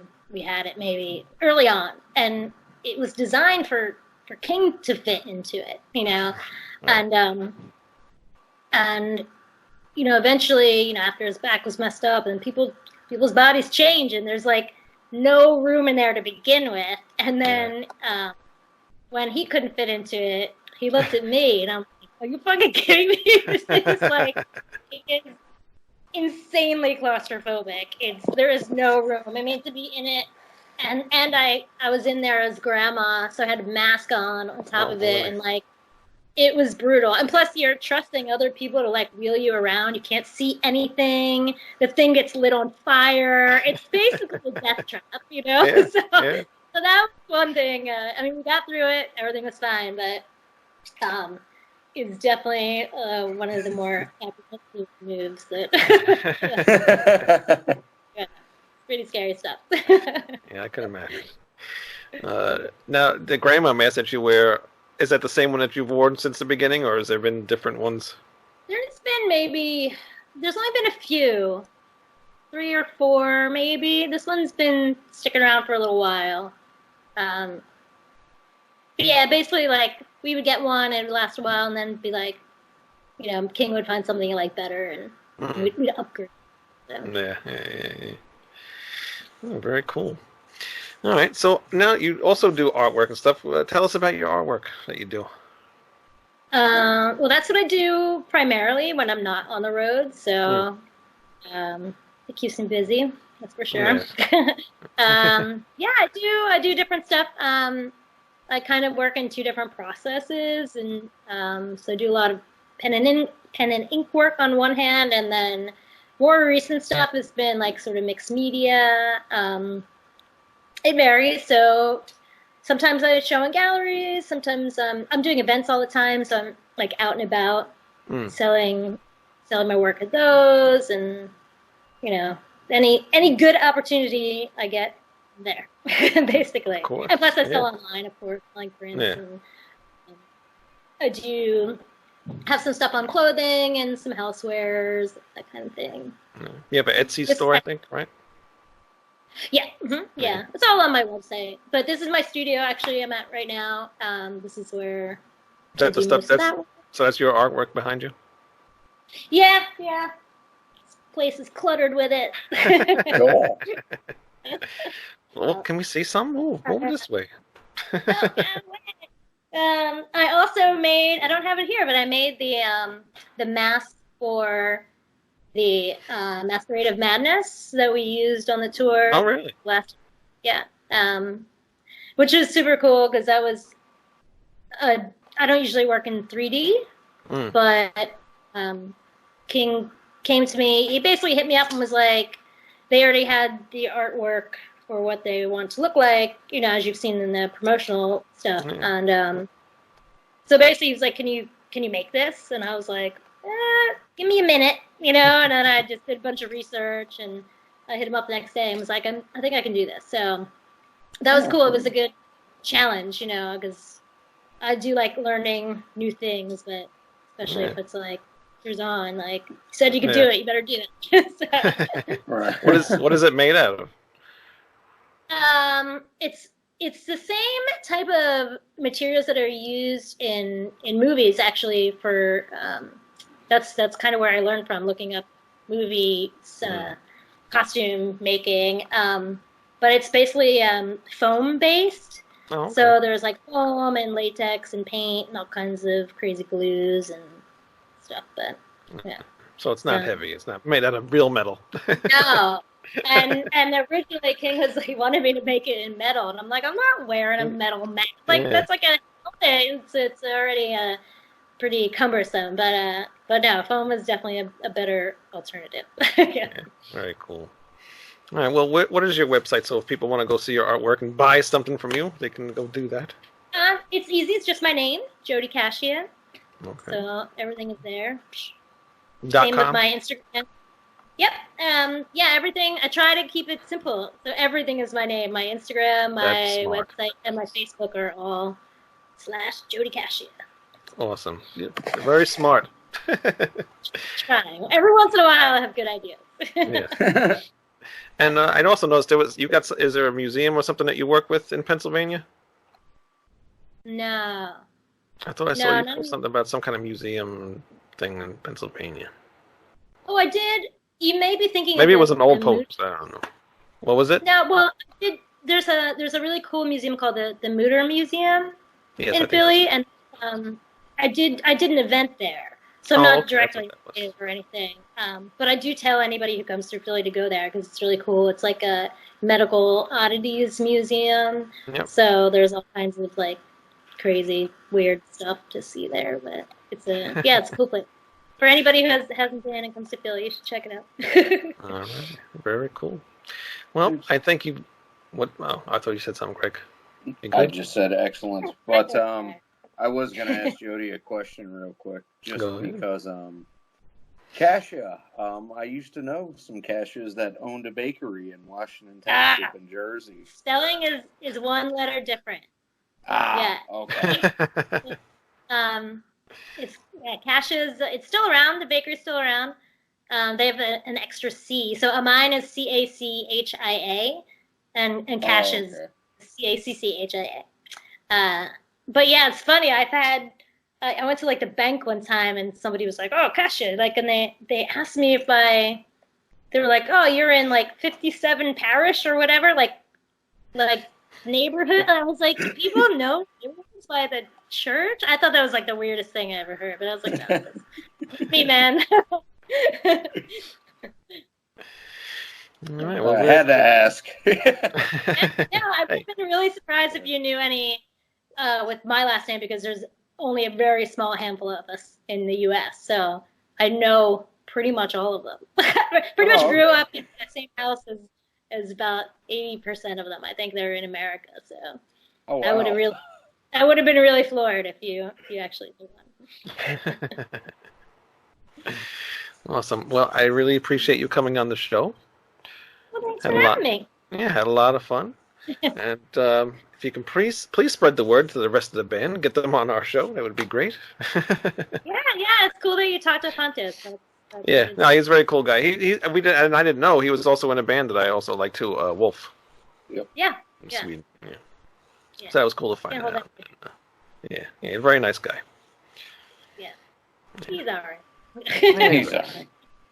Who is your favorite one in the band? I won't air this.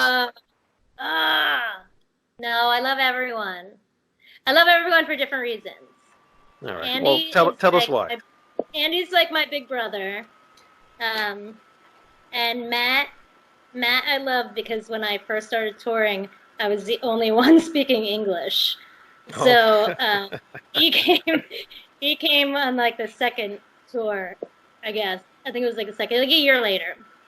And so instantly we were like, oh my God, like we're together. Like, come on. So he's like my brother. So I guess what I call Andy. Andy's more like maybe he's more like an uncle, and Matt's my brother. I don't know. And I love Mike because he's like, he's not really grumpy anymore, but he used to be a grumpy curmudgeon, but always hilarious. I say that with total love. But he's always like, but he's like totally nerdy. Yeah, I love. They're all awesome. Like I said, that's like the best part. Is tour life is really like family life for me. I mean, I love my family, the family that I grew up with as well. But road family it's pretty awesome. Yeah. Now, since there's been people in and out of the band since you've been there, do you miss anybody? Yeah, I mean sometimes, like I like looking at old pictures recently. I'm like, oh man, it's been ages. I mean, a couple of guys in the beginning where we didn't spend that much time together, only like a tour or two, like Chris Estes and John Hebert. But it's still have any great. contact with them at all? Because I can't find those guys. I'm pretty sure, like, I think John is my Facebook friend, and I see Chris whenever we've been in Dallas. He's come out.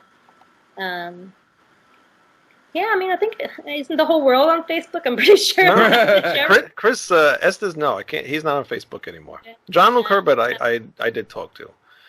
Yeah. And David Harbour hit me up like randomly, a couple of years ago, and how I've seen Hal's son actually a couple of times over the past few years, and I always love Hal. He's a character and a half, so. I always hope everybody's doing great. What about Glenn Drover? Glenn, I saw Glenn. He came out. I laughed just because he's such a unique individual. He's awesome. Yeah. I got it. Yeah. Very unique. No, but he did come out on this last tour when we rolled through his town, so that was great to see him. It was brief, but always, Yeah. Yeah, and even old crew members too. I mean, anytime somebody comes through town, I always try to see, anybody I can, because, the world. You spend like a lot of time with these people, so. Yeah, totally. Yeah, you're there like every minute with somebody for like a month or two at a time, and then all of a sudden you're like, where'd you go? Good to reconnect in the time. Yeah, that's cool. All right. Well, again, thank you very much for coming on the show. And hopefully we can do this again sometime. Yeah. Well, good luck with the podcast. I was checking out some other interviews, so it's exciting to see. Anytime you get the word out, it's a good thing. So. Yes. Exactly. Yeah, we've been doing it for like 2 years, so it's it's fun. Yeah. It's fun, well, you have time with them. And since you watch some, I'm sorry. What? What did you say? I said, since you watch some, I'm sorry. Oh. Well, I still agreed to come on, so it couldn't have been that bad, right? Yeah, that's true. She could have just blew us off. Oh, yeah, bad connection. All right, everybody, please go to Rat Salad Review. Man, I cannot talk today. ratsaladreview.com and check out all of our shows. Check out our past King Diamond shows that we've had, and write in the comments what you think of the shows and any other questions maybe you have for us or guests that we have on the shows like Jodi. All right, and go visit Jodi's website and go buy stuff from her because she needs to make some money while she's not doing King stuff. And that's it. All right, see you guys next week. See ya. Bye-bye. Cheers. All right.